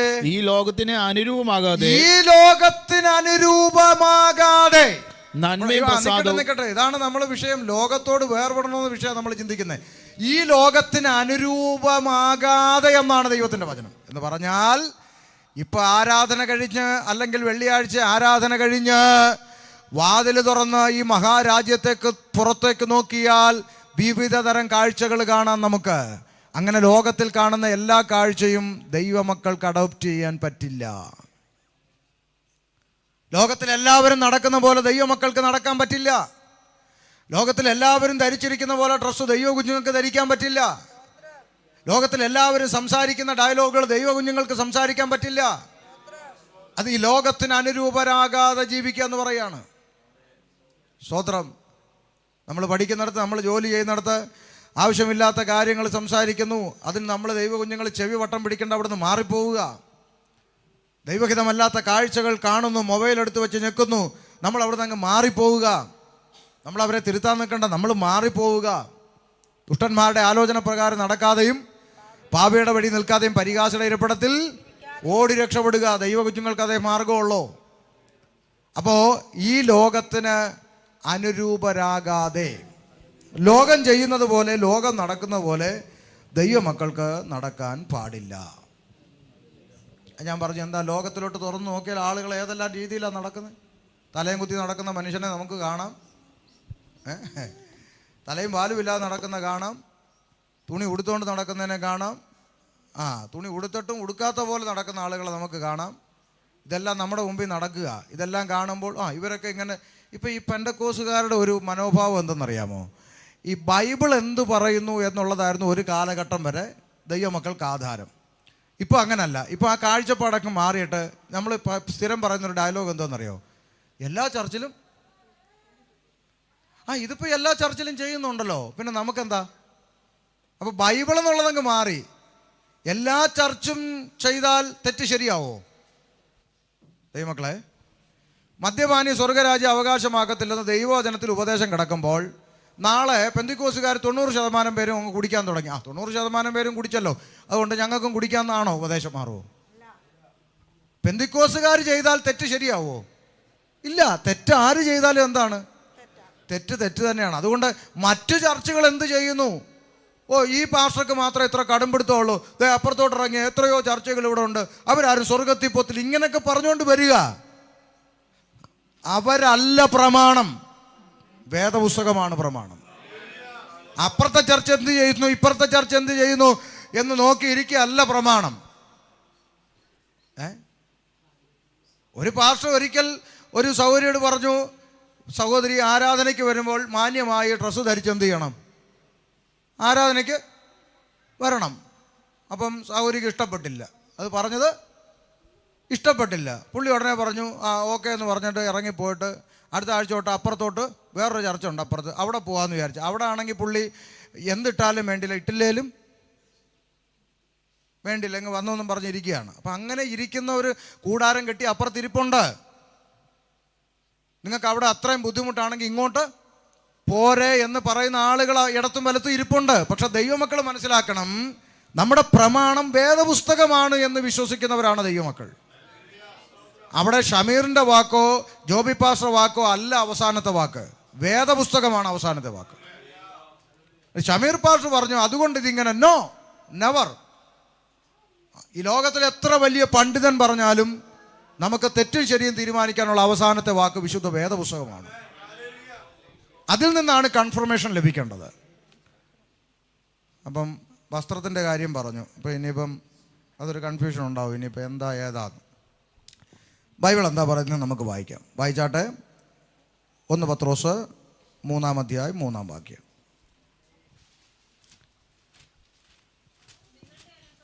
നിങ്ങളുടെ അലങ്കാരം തലമുടി പിന്നുന്നതോ പൊന്നണിയുന്നതും വസ്ത്രം ധരിക്കുന്നതും ഇങ്ങനെ പുറമേ ഉള്ളതല്ല. അല്ല. നിൽക്കട്ടെ, അവിടെ നിൽക്കട്ടെ. അപ്പൊ സഹോദരിമാരെ, നിങ്ങൾ അലങ്കരിക്കേണ്ടത് തലമുടി പിന്നിയിട്ടോ പൊന്നണിഞ്ഞിട്ടോ വസ്ത്രം ധരിച്ചിട്ടോ അല്ല. അപ്പൊ ഇവിടെ ഒരു കൺഫ്യൂഷൻ വരിക. പക്ഷേ അപ്പോൾ തലമുടി പിന്നരുത്. ഈ തലമുടി പിന്നെന്ന് പറയുമ്പോൾ മലയാളി ഉടനെ പോകുന്നത് നാട്ടിൽ പണ്ട് കുളിച്ചിട്ട് കുളിപ്പിന്നൽ പിന്നിയ മുടി പിന്നുന്ന രീതിയിൽ, അയ്യോ അതൊന്നും തെറ്റാണോന്നാ. അതല്ല. വേദപുസ്തകം യഹൂദൻ്റെ പശ്ചാത്തലത്തിൽ നിന്നുകൊണ്ടാണ് എഴുതപ്പെട്ടിരിക്കുന്നത്. ആ കാലത്ത് തലമുടി പിന്നുക എന്ന് പറഞ്ഞാൽ നിങ്ങൾ നോക്കിയാൽ ഈ മുടി ഒരു 5, 6, 8, 10 എടുത്ത് ഇങ്ങനെ പിന്നി ഇട്ടിട്ട് അതിൻ്റെ അകത്തൂടെ മുത്തുകൾ കയറ്റി കൊരുത്ത് ഇങ്ങനെ ഇപ്പോഴും നമുക്ക് കാണാം. ഗൂഗിളിലൊക്കെ ചില ആളുകൾ ഇങ്ങനെ പിരുത്തി ഇങ്ങനെ ഇട്ടിരിക്കുന്ന കാണാം. ഒരു പ്രത്യേക തരത്തിൽ വികൃതമാക്കി ഇടുന്നതിനെയാണ് തലമുടി പിന്നുക എന്ന് പറഞ്ഞാൽ. അല്ല നമ്മൾ സഹോദരിമാർ കുഞ്ഞുങ്ങൾ സ്കൂളിൽ പഠിക്കാൻ പോകുമ്പോൾ അപ്പുറം ഇപ്പുറം പിന്നിട്ട് റിബണും കെട്ടിവെച്ച് പോകുന്നതിനെ അല്ല ഈ എഴുതിയേക്കുന്നത്.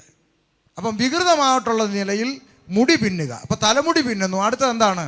പൊന്നണിയുന്നു. അടുത്തത് വസ്ത്രം ധരിക്കുന്നത്. ഇങ്ങനെ പുറമേ ഉള്ളതല്ല എന്ന് വേദപുസ്തകം പറയുന്നു. ഒന്ന് ശ്രദ്ധിക്കണം. ഇത് വായിക്കുമ്പോൾ നമുക്കൊരു കൺഫ്യൂഷൻ ഉണ്ടാകും. പക്ഷേ നിങ്ങളൊക്കെ ഉപദേശിമാർ ഈ വാക്യം എടുത്തിട്ട് തലമുടി പിന്നാൻ പാടില്ല എന്ന് വെച്ചാൽ നേരത്തെ പറഞ്ഞ പോലെ പാടില്ല, പിന്നെ പൊന്ന് അണിയാൻ പാടില്ല, പക്ഷേ നിങ്ങൾ അതിൻ്റെ കൂടെ വസ്ത്രവും ധരിക്കരുതെന്ന് പറയാത്ത എന്താ? ഇവിടെ അതും കൂടെ ഉണ്ടല്ലോ. ചില ആളുകൾ പറയും അങ്ങനെയാണെങ്കിൽ വസ്ത്രവും ധരിക്കാൻ പാടില്ലല്ലോ. തെറ്റിദ്ധരിക്കാൻ സാധ്യതയുണ്ട്. അപ്പോൾ അതിന് നമ്മൾ എങ്ങനെയാണ് ക്ലാരിറ്റി കണ്ടെത്തുക? അതിനെവിടെയാണ് നമുക്കൊരു മറുപടി കണ്ടെത്തുക? ബൈബിളിൽ നിന്ന് തന്നെ കണ്ടെത്തണം. അല്ല പുറത്തുനിന്ന് ഒരാളുടെ ഉപദേശം സ്വീകരിച്ചിട്ട് നമുക്ക് സ്വീകരിക്കാൻ പറ്റില്ല. അപ്പോൾ നമുക്കത് ബൈബിളിൽ നിന്ന് തന്നെ അതിൻ്റെ ഇണവാക്യം കണ്ടെത്തണം. 1 തിമോത്തിയോസ് 2-ാം അധ്യായം 9-ാം വാക്യത്തിലേക്ക്. 1 തിമോത്തിയോസ് 2:9. നമുക്കതിൽ ഇണവാക്യത്തിലേക്ക് വരാം. അവനും സ്ത്രീകളും യോഗ്യമായ വസ്ത്രം ധരിച്ച് ലജ്ജാശീലത്തോടും സുബോധത്തോടും കൂടെ തങ്ങളെ അലങ്കരിക്കണം. അടുത്തത് പിന്നിയ തലമുടി, പൊന്ന്, മുത്ത്. ഇവിടെ മറ്റേ അപ്പുറത്ത് ചേർക്കാത്ത ഒരു സാധനം കൂടി ഇവിടെ ചേർത്തു. എന്താ? മുത്ത്. ഈ തലമുടിക്കകത്ത് മുത്ത് കയറ്റി വെക്കുന്ന പരിപാടി, അതാ ഞാൻ നേരത്തെ പറഞ്ഞേ. അപ്പൊ മുത്ത്. അടുത്തത് വിലയേറിയ വസ്ത്രം. അപ്പൊ വസ്ത്രത്തിന് ഒരു ക്ലാരിറ്റി നമുക്ക് കിട്ടി. എന്താ? വസ്ത്രം ധരിക്കരുത് എന്നല്ല, ലക്ഷറി ആയിട്ടുള്ള വസ്ത്രം ധരിക്കരുത് എന്നാണ്. ലക്ഷറി ആയിട്ടുള്ള, നമുക്ക് ജീവിക്കാൻ ആവശ്യമായിട്ടുള്ളത്, നമുക്ക് ന്യായമായിട്ടുള്ളത് നമുക്ക് ധരിക്കാം. പക്ഷേ ലക്ഷറി ആയിട്ടുള്ള വസ്ത്രം ദൈവ കുഞ്ഞുങ്ങൾ ധരിക്കരുത് എന്ന് പറയുന്നു. എന്തുകൊണ്ടാണ് ഇങ്ങനെ പറഞ്ഞതെന്ന് കൂടി നമ്മൾ ചിന്തിക്കണം. ദൈവസഭയ്ക്കകത്തൊരു ഇടർച്ച ഉണ്ടാകാതിരിക്കാൻ വേണ്ടി. അല്ല, ഒരു നല്ല ഡ്രസ്സ് ഇട്ടതുകൊണ്ട് നരകത്തിൽ പോകുന്നൊന്നും അല്ല ഈ പറയുന്നതിൻ്റെ ഉദ്ദേശം. മനസ്സിലാകുന്നുണ്ടോ? നമ്മുടെ സഭയിൽ വരുന്ന ആളുകൾ മിക്സഡ് ആയിട്ടുള്ള ആളുകൾ, ആ കാലത്ത്, ഇന്നത്തെ കാലത്തെ പോലെ അല്ല സഭായോഗങ്ങൾ കൂടി വന്നിരുന്നത്. സാധുക്കളായ ആളുകൾ ചിലപ്പോൾ അവിടെ ഇവിടെയോ ചിലപ്പോൾ കീറി തുന്നി വെച്ചിരിക്കുന്ന വസ്ത്രം ഇട്ടുകൊണ്ട് ആരാധനയ്ക്ക് വരുന്ന ഒരു സഹോദരി ഇരിക്കുമ്പോൾ ഇപ്പുറത്ത് പളവള മിന്നുന്ന വട്ടു കൊടുത്തുകൊണ്ട് ഒരു സഹോദരി വന്ന് ആരാധനയ്ക്ക് ഇരുന്നാൽ മറ്റുള്ളവരുടെ ശ്രദ്ധയും മറ്റുള്ളവരുടെ ചിന്തയും എപ്പോഴും ഇങ്ങോട്ട് നോക്കും. ദൈവമേ, ഞാൻ എന്നാണോ ഇങ്ങനെ ഒരെണ്ണം ഇടാൻ പറ്റുക എന്ന് ചിന്തിക്കും. നിക്ഷേപം ഇരിക്കുന്നിടത്ത് ഹൃദയം ഇരിക്കും. അപ്പോൾ ആരാധനയുടെ ഏകാഗ്രത നഷ്ടപ്പെടും. അപ്പോൾ സഭയ്ക്കകത്തൊരു ഇടർച്ച ഉണ്ടാകാതിരിക്കാൻ വേണ്ടി ഈ ചിന്ത ആദിമ പിതാക്കന്മാരുടെ ഹൃദയത്തിൽ കയറിയപ്പോൾ, ഇതിൻ്റെ മർമ്മം അവർക്ക് മനസ്സിലായപ്പോൾ, അവർ സഭയിൽ ഒരു നിയമം വെച്ചു. സഭായോഗത്തിന് വരുമ്പോൾ എല്ലാവരും വെള്ള ധരിക്കണമെന്ന് പറഞ്ഞു. ഇത് കേൾക്കുമ്പോൾ കുറേ ആളുകൾ പറയും, ഓ, കേരളത്തിൽ കുറേ ഉപദേശിമാരുണ്ട്, ഇവർക്ക് വെള്ളം ഇട്ടാൽ സ്വർഗത്തിൽ. നോ, അങ്ങനെ ഒരു ഉപദേശിമാരും പഠിപ്പിച്ചിട്ടില്ല. നിങ്ങൾ ചുവന്നുടുപ്പിട്ടുണ്ടോ കറുത്തുടുപ്പിട്ടുണ്ടോ നിങ്ങളെ സ്വർഗത്തിൽ നിന്ന് ഇറക്കി വിടുവെന്നോ നരകത്തിൽ പോകുന്നൊന്നും ആരും പഠിപ്പിച്ചിട്ടില്ല. പിന്നെ എന്തിനാ സഭായോഗത്തിന് വരുമ്പോൾ എല്ലാവരും വെള്ള ധരിക്കാൻ പറഞ്ഞത്? ഒരു ഈക്വലായിട്ട് എല്ലാവർക്കും 1500 രൂപയുടെ വെള്ള ഷർട്ട് ഇട്ടുകൊണ്ട് വരുന്നവന് 150 രൂപയ്ക്ക് ഫുട്പാത്തിൽ നിന്ന് മേടിച്ചുകൊണ്ട് ഇട്ട വെള്ള ഷർട്ട് ഇട്ടുകൊണ്ട് വരുന്നവന് ഒരുമിച്ചിരുന്ന് ആരാധിക്കും. രണ്ടും വെള്ളയാണ്. ആർക്കും ആരെയും നോക്കി അളവിടാനോ വില എടുക്കാനോ ഒന്നും നേരമില്ല. ഒരുമിച്ചിരുന്ന് ദൈവത്തെ ആരാധിച്ചിട്ട് കടന്നു പോവുക. അവിടെ മറ്റൊരുത്തിന് ഒരു ഭാരം ഉണ്ടാകാതിരിക്കാൻ. അതുകൊണ്ടാണ് പൗലോസ് കുറച്ചുകൂടി വ്യക്തമായിട്ട് അതിനെക്കുറിച്ച് പറഞ്ഞത്. ഞാൻ മാംസം കഴിക്കുന്നത് എൻ്റെ സഹോദരന് ഇടർച്ച വരുത്തുന്നെങ്കിൽ ഞാൻ മാംസം എന്ത് ചെയ്യുന്നില്ല? നമ്മളെ കാണുമായിരുന്നെങ്കിലോ, പിന്നെ നിനക്ക് ഇഷ്ടമല്ലെന്ന് പറഞ്ഞ് എനിക്ക് കഴിക്കണ്ടേ? നീ വേറെ വല്ല ചർച്ചിലും പോടാ എന്ന് പറഞ്ഞേനെ അല്ലേ? അവിടെ ഇങ്ങർക്ക് ഇഷ്ടമല്ലെന്നും പറഞ്ഞ് എനിക്ക് ചെയ്തൂടെ? നീ വേറെ വല്ല ചർച്ചിലും പോടാ, ഇവിടെ ഇത്ര ചർച്ചുണ്ട് എന്ന് നമ്മൾ പറയും, അടിയുണ്ടാക്കും. പക്ഷേ കൃപ അകത്തുള്ള പൗലോസ് പറയുന്നു, ഞാൻ കാരണം എൻ്റെ സഹോദരനൊരു ഇടർച്ച ഉണ്ടാകരുത്. അങ്ങനെയാണെങ്കിൽ എനിക്കിത് വേണ്ട. കാരണം 1-ാം നൂറ്റാണ്ടിൽ നമ്മൾ പഠിക്കുമ്പോൾ ഈ ബ്രാഹ്മണീയ പശ്ചാത്തലങ്ങളിൽ നിന്നാണ് വിശ്വാസത്തിലേക്ക് ആളുകൾ കടന്നു വന്നിട്ടുള്ളത്. അപ്പോൾ അവർക്ക് മാംസം ബുദ്ധിമുട്ടാണ്. റോമാപൗരനായിരിക്കുന്ന പൗലോസ് മാംസം കഴിക്കുമ്പോൾ അടുത്തവൻ മൂക്ക് പൊത്തുന്നു, അവന് ഇടർച്ച ഉണ്ടാകുന്നു. അപ്പോൾ ഞാൻ കാരണം എൻ്റെ സഹോദരന് ഇടർച്ച ഉണ്ടാകാതിരിക്കാൻ വേണ്ടി എനിക്കത് വേണ്ട എന്നൊരു ത്യാഗം ചെയ്യാൻ തയ്യാറാകുന്നു കൂട്ടു സഹോദരന് വേണ്ടി. ദൈവത്തിൻ്റെ ആത്മാവ് അതാ. അതുകൊണ്ടാണ് ഞാൻ ഈ പലപ്പോഴും എനിക്ക് ഈ പുള്ളി ഭയങ്കര വിമർശനമാണെന്നൊക്കെ എന്നെക്കുറിച്ച് പരാതികളുണ്ട്. എന്തിനാണ് വിമർശിക്കുന്നതെന്ന് ചോദിച്ചാൽ, ഇപ്പം നാട്ടിൽ തന്നെ നമുക്കറിയാം, ഒരു കസേരയ്ക്ക് വേണ്ടി 2 പേര് തമ്മിലടിക്കുന്നു. എന്നിട്ട് ആ കസേര കിട്ടാൻ വേണ്ടി ഓപ്പോസിറ്റ് നിൽക്കുന്ന ആൾക്കെതിരെ ദുഷ്പ്രചരണം നടത്തുന്നു, അപവാദങ്ങൾ പറയുന്നു, ഊമക്ക തയ്ക്കുന്നു, എന്തെല്ലാം പരിപാടി ഒപ്പിക്കാവോ ഇതെല്ലാം ഒപ്പിക്കുന്നു. പക്ഷേ കർത്താവിൻ്റെ ആത്മാവ് അവൻ്റെ ഉള്ളിലുണ്ടെങ്കിൽ എന്താ പറയുക? നിങ്ങളിൽ ഓരോരുത്തൻ മറ്റുള്ളവനെ തന്നേക്കാൾ ശ്രേഷ്ഠനെന്നാണ്. അപ്പോൾ യേശുവിൻ്റെ ആത്മാവ് ഇതിലേതെങ്കിലും ഒരുത്തൻ്റെ ഉള്ളിലുണ്ടെങ്കിൽ അവൻ സ്വയം ത്യജിക്കാൻ തയ്യാറാകും. എനിക്കിത് വേണ്ട, ഇത് ആ സഹോദരന് കൊടുക്കുക എന്ന് പറയുന്നവൻ്റെ ഉള്ളിലാണ് പരിശുദ്ധാത്മാവ്. അതില്ലാതെ കിടന്ന് അടിക്കുന്നതുകൊണ്ടാണ് നമ്മൾ വിമർശിക്കുന്ന ഇവന്മാരെല്ലാം പിശാചാന്ന് പറയുന്നത്. ദൈവവചനത്തിൻ്റെ അടിസ്ഥാനത്തിലാണ്. അല്ല, നമുക്കിവരോട് ആരോടും വ്യക്തിപരമായ ഒരു പരാതിയോ പരിഭവോ പിണക്കോ ഉണ്ടായിട്ടല്ല ഇത് പറയുന്നത്. മറിച്ച് ദൈവവചനം, യേശുവിൻ്റെ ആത്മാവ് അകത്തുണ്ടെങ്കിൽ അതെപ്പോഴും ഒരു ത്യാഗത്തിൻ്റെ ആത്മാവായിരിക്കും, വിട്ടുകൊടുക്കാൻ തയ്യാറാകുന്ന ആത്മാവായിരിക്കും. അല്ലാതെ പാസ്റ്റർ കാര്യം എന്തൊക്കെ പറഞ്ഞെന്ന് പറഞ്ഞാലും അവൻ എന്നോട് കാണിച്ചത് ഓർത്താലുണ്ടല്ലോ, നമ്മൾ പറയുന്നതാ. പാസ്റ്റർ ശരിയാ, നമ്മൾ ദൈവമക്കളാ, ക്ഷമിക്കുക ഒക്കെ ശരിയാ, പാസ്റ്റർ പറയുന്നതല്ല ശരിയാ, പക്ഷെ അവൾ എൻ്റെ അടുത്ത് കാണിച്ചത്, നമ്മളിങ്ങനെയാ പറയുന്നത്. നമ്മൾ കാണിച്ചതൊക്കെ കർത്താവ് ഒന്ന് ഓർത്തെങ്കിലോ ഇവിടെ ഇരിക്കുമോ? നമ്മളാരാ മോനെന്ന് നമുക്കറിയാമല്ലോ. നമ്മൾ കാണിച്ചത് എന്തെല്ലാം ആണെന്ന് നമുക്ക് നന്നായിട്ടറിയാം. അതെല്ലാം കർത്താവ് ഒന്ന് ഓർത്തെങ്കിലോ ദൈവമക്കളെ, നമ്മളിവിടെ ഇരിക്കുമോ?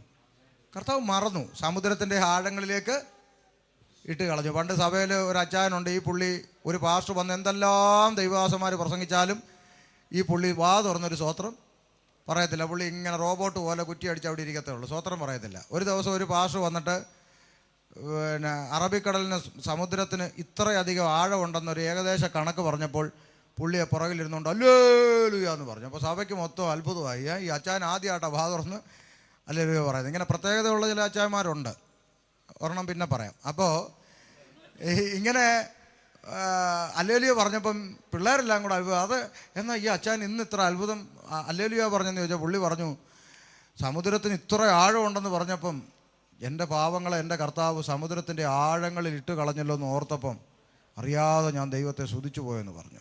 സത്യമാണ്. ഇനി ആരും തോണ്ടിയെടുത്തുകൊണ്ട് വരാൻ പറ്റാത്തവണ്ണം ആഴങ്ങളിലേക്ക് ദൈവം നമ്മുടെ കുറവുകളെയും പാപങ്ങളെല്ലാം എടുത്ത് ദൂരെ കളഞ്ഞില്ലേ. അപ്പം നമുക്കൊന്ന് ക്ഷമിക്കാലോ. എന്താ സംഭവിക്കും? ഒരു നഷ്ടവും സംഭവിക്കത്തില്ല. ഒന്ന് ക്ഷമിക്കാം, ഒന്ന് താന്നു കൊടുക്കാം. അതുകൊണ്ട് അന്താരാഷ്ട്ര പ്രശ്നമൊന്നും ഉണ്ടാകത്തില്ല, നന്മയേ ഉണ്ടാകത്തുള്ളൂ. പിന്നെ ഇതുപോലെ ചില അച്ചായന്മാരുണ്ടെന്ന് പറഞ്ഞാൽ വേറൊരു ഐറ്റം ഉണ്ട്. എന്തെന്നറിയാമോ? നമ്മുടെ നാട്ടിൽ ഈ 1 മണിക്ക് സഭായോഗം തീരണമല്ലോ. അപ്പം ഈ 1-ന് 5 മിനിറ്റ് ഉള്ളപ്പം എന്ത് ചെയ്യുമെന്നറിയോ? ബൈബിൾ എടുത്ത സിബ് വലിച്ചങ്ങിടും. എന്നിട്ട് എന്ത് ചെയ്യും? ബ്രോക്കർമാരുടെ കഷത്തിൽ ഇരിക്കുന്ന കറുത്ത ബാഗ് അതിൻ്റെ അകത്തോട്ട് വെക്കും. എന്നിട്ട് അതിൻ്റെ സിബും പിടിച്ച് ഇടും. എന്നിട്ടൊരു പ്ലാസ്റ്റിക് കവറുണ്ട്, അതിനകത്തോട്ട് ഇത് കയറ്റി കിലുകിലാന്ന് ഇങ്ങനെ മടക്കി, കിലുകിലാത്ത് ഇങ്ങനെ മടക്കി ഇങ്ങോട്ട് മടക്കി വെച്ചിട്ട് ക്ലോക്കിലോട്ട് നോക്കിയിട്ട് എന്ന് പറഞ്ഞത് ഹല്ലേലൂയ എന്ന് പറഞ്ഞാൽ സമയമായോടെ ഉപദേശി ഇതാ പരിപാടി. അങ്ങനെ ഒരു പുള്ളി ഉണ്ടായിരുന്നു സഭയിൽ. 1 മണി കഴിഞ്ഞ് കഴിഞ്ഞാൽ പുള്ളിക്ക് ഭയങ്കര ബഹളിയാണ്. ഇതൊന്നും പറ്റത്തില്ല, ഇവിടെ എന്തോ സമയം ഇങ്ങനെ പോകുന്നതൊക്കെ പറഞ്ഞ് ഭയങ്കര ബഹളിയാണ്. അപ്പോൾ ഒരു ദിവസം ഇതുപോലെ ഈ പുള്ളി 1-ന് 5 മിനിറ്റ് ഉള്ളപ്പോൾ എല്ലാം മടക്കി കയറ്റി റബ്ബർ ബാൻഡ് ഇട്ട് എല്ലാം സെറ്റാക്കി വെച്ചിട്ട് ഹല്ലേലൂയ ഇങ്ങനെയൊക്കെ ആക്കി. അപ്പോൾ സഭാ പാസ്റ്റർ കാര്യം മനസ്സിലായി. പാസ്റ്റർ പറഞ്ഞു, സമയം അവസാനിച്ചല്ലോ, നമുക്ക് ഒരു വാക്യം കൂടെ വായിച്ച് നമുക്ക് എന്ത് ചെയ്യാം, പ്രാർത്ഥിച്ച് അവസാനിപ്പിക്കാം എന്ന് പറഞ്ഞു. എന്നിട്ട് പറഞ്ഞു, ഹബക്കൂക്കിൻ്റെ ലേഖനം ഇത്രാം അധ്യായം ഇപ്പം അച്ചായം വായിക്കുമെന്ന്.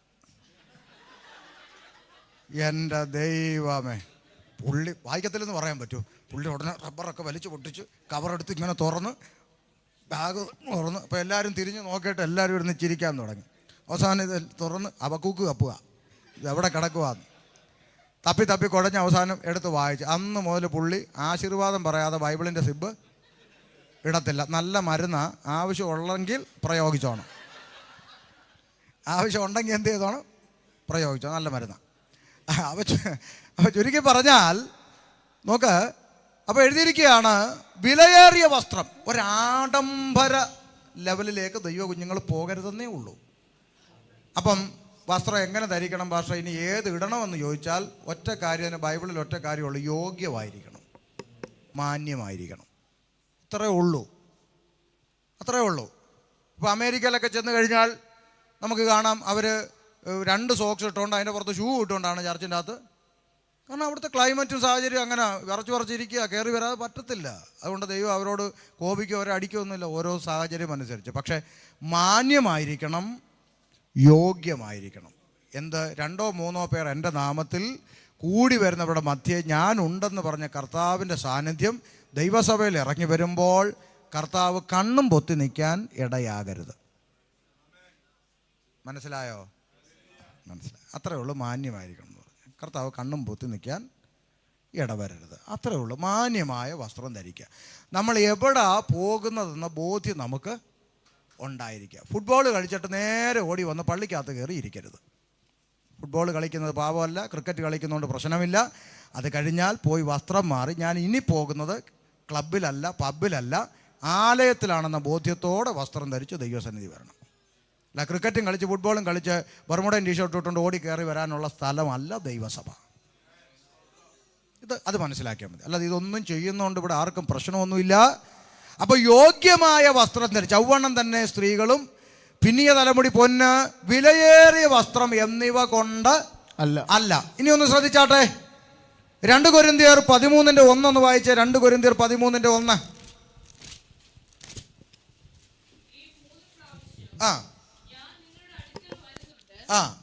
ഇങ്ങോട്ട് നോക്ക്. 2-3 സാക്ഷികളുടെ വാമൊഴിയാൽ ഏത് കാര്യവും ഉറപ്പാകും. ഇപ്പം 2 സാക്ഷികളിലൂടെ ദൈവാത്മാവ് ഇടപെടുന്ന ഒരു കാര്യം നമുക്ക് ഉറപ്പിക്കാം. അങ്ങനെങ്കിൽ ഇവിടെ പൗലോസിലൂടെയും അപ്പുറത്ത് പത്രോസിലൂടെയും വ്യത്യസ്തരായ 2 പേരിലൂടെ പരിശുദ്ധാത്മാവ് ഒരേ ദൂത് പറഞ്ഞു. നിങ്ങളുടെ അലങ്കാരം, തലമുടി പിന്നുന്നതും പൊന്നണിയുന്നതും വസ്ത്രം ധരിക്കുന്നതും ഇങ്ങനെ പുറമേ ഉള്ളതല്ല. പൗലോസ് പറഞ്ഞു അല്ല, പത്രോസും പറഞ്ഞു അല്ല. പിന്നെ ഇതാണെന്ന് നിന്നോട് ആരാ പറഞ്ഞേ? ആണെന്ന് ആരാ പറഞ്ഞേ? അപ്പോൾ പിന്നെ അടുത്ത് ഒരു ഡയലോഗ് ഉടനെ പറയും. എന്താണെന്നറിയാമോ? പക്ഷേ ഇത് ഈ കേരളത്തിലെ കുറേ മലയാളികൾ ഉണ്ടാക്കി വെച്ചതാണ് ഈ ആഭരണ വർജനം. എല്ലാവരും പറയുന്ന കേരളത്തിലെ കുറേ മലയാളികൾ ഉണ്ടാക്കി വെച്ച. നോർത്ത് ഇന്ത്യയിലൊക്കെ ഒന്ന് പോയി നോക്ക്, വിദേശ രാജ്യങ്ങളിൽ പോയി നോക്ക്. ഇവിടെയൊക്കെ പറച്ചിൽ കേട്ടാത്തൊന്നും മലയാളി മാത്രമേ സ്വർഗത്തിൽ. ഇതെല്ലാം അറിവില്ലായ്മയാണ്. അമേരിക്കയിൽ ഞാൻ പോയിട്ടുണ്ട്, UK ഞാൻ പോയിട്ടുണ്ട്, നോർത്ത് ഇന്ത്യയുടെ വിവിധ ഗ്രാമങ്ങളിൽ പോയിട്ടുണ്ട്. ഇവിടെയെല്ലാം അടിസ്ഥാന പ്രമാണം അനുസരിച്ച് ദൈവത്തെ ആരാധിക്കുന്ന ദൈവസഭകൾ ഇവിടെ എല്ലാം ഉണ്ട്. പൂർണ്ണമായ ആഭരണ വർജനം നടത്തി ദൈവത്തെ ആരാധിക്കുന്ന ഇംഗ്ലീഷ് ചർച്ച അമേരിക്കയിലുണ്ട്. നിങ്ങൾക്ക് ബന്ധങ്ങളോ സ്വന്തക്കാരുണ്ടോ? വിളിച്ചു ഒരുങ്ങേര് പറഞ്ഞ ശരിയാണോ? ഉണ്ട്. അതുകൊണ്ട് ഇത് മലയാളിയുടെ കണ്ടുപിടുത്തമല്ല. അത് ബൈബിളിൽ നിന്ന് തെളിയിക്കണ്ടേ ഭാഷ? തെളിയിക്കാം. തിരിച്ചു വാ പത്രോസിലോട്ട്, 3:3 തിരിച്ചു വാ, തെളിയിക്കാം. തിരിച്ചു വാ. തലമുടി ഇങ്ങോട്ട് നോക്കിക്കോ. തലമുടി പിന്നുന്ന, പൊന്നണിയുന്ന, വസ്ത്രം ധരിക്കുന്ന ഇങ്ങനെ പുറമേ ഉള്ളതല്ല. പിന്നെന്താ? സൗമ്യതയും സാവധാനതയുമുള്ള മനസ്സെന്ന അക്ഷയഭൂഷണമായ ഹൃദയത്തിന്റെ ഗൂഢമനുഷ്യൻ തന്നെ ആയിരിക്കണം. അത് ദൈവസന്നിധിയിൽ വിലയേറിയതാകും. അടുത്ത വാക്ക് വേണേ വരയിട്ട് വെച്ചോണം. അടുത്ത വാക്ക് ഇങ്ങനെയല്ലോ പണ്ട് ദൈവത്തിൽ പ്രത്യാശ കേരളത്തിലെ മലയാളി സ്ത്രീകൾ എന്നാണോ? ആണോ? അല്ല. ഇങ്ങനെയല്ലോ പണ്ട് ദൈവത്തിൽ പ്രത്യാശ വെച്ചിരുന്ന ഇതെന്തുവാ?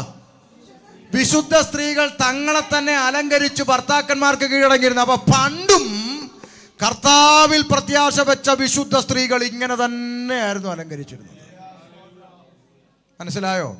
അതായത് കേരളത്തിലെ മലയാളികൾ കണ്ടുപിടിച്ചുകൊണ്ട് വന്ന ഇടപാട് അല്ല. അടുത്ത വാക്കൊന്ന് വായിച്ച. ഇത് ഏത് കാലമായി? പണ്ട്. അങ്ങനെ സാറ അബ്രഹാമിനെ യജമാനൻ എന്ന് വിളിച്ച് അനുസരിച്ചിരുന്നു. നന്മ ചെയ്ത് യാതൊരു ഭീഷണിയും പേടിക്കാതിരുന്ന നിങ്ങൾ അവളുടെ മക്കളായി തീർന്നു. അപ്പോൾ അബ്രഹാമിൻ്റെ കാലം മുതലുള്ള വിശുദ്ധ സ്ത്രീകൾ വാക്ക് ശ്രദ്ധിക്കണം. കർത്താവിൽ ദൈവത്തിൽ പ്രത്യാശ വച്ചിരുന്ന വിശുദ്ധ സ്ത്രീകൾ പണ്ടിങ്ങനെ ആയിരുന്നു. അല്ലാത്തവർ പേടിക്കണ്ട, നിങ്ങൾക്കിത് ബാധകമല്ല. മനസ്സിലായെന്ന് വിശ്വസിക്കുന്നു. ദൈവത്തിൽ പ്രത്യാശ വെച്ചിരുന്ന വിശുദ്ധ സ്ത്രീകൾ പണ്ടും ഇങ്ങനെ തന്നെയാണ് എന്ത് ചെയ്തിരുന്നത്? അവരെ അലങ്കരിച്ചിരുന്നത്. അല്ലാത്തവർ പേടിക്കണ്ട, നിങ്ങൾക്കിത് ബാധകമല്ല, നിങ്ങൾക്ക് എന്ത് വേണമെങ്കിലും ഇടാം. ഇതാരെക്കുറിച്ചാണ് പറയുന്നത്? ദൈവത്തിൽ പ്രത്യാശ വെച്ചിരുന്ന വിശുദ്ധ സ്ത്രീകളെ കുറിച്ചാണ്. അങ്ങനെയുള്ളവർ മാത്രം ചെയ്താൽ മതി, അല്ലാത്തവരെ നിർബന്ധിച്ച് ഊരിപ്പിക്കരുത്. പ്രൈസ് അല്ലാഹ്.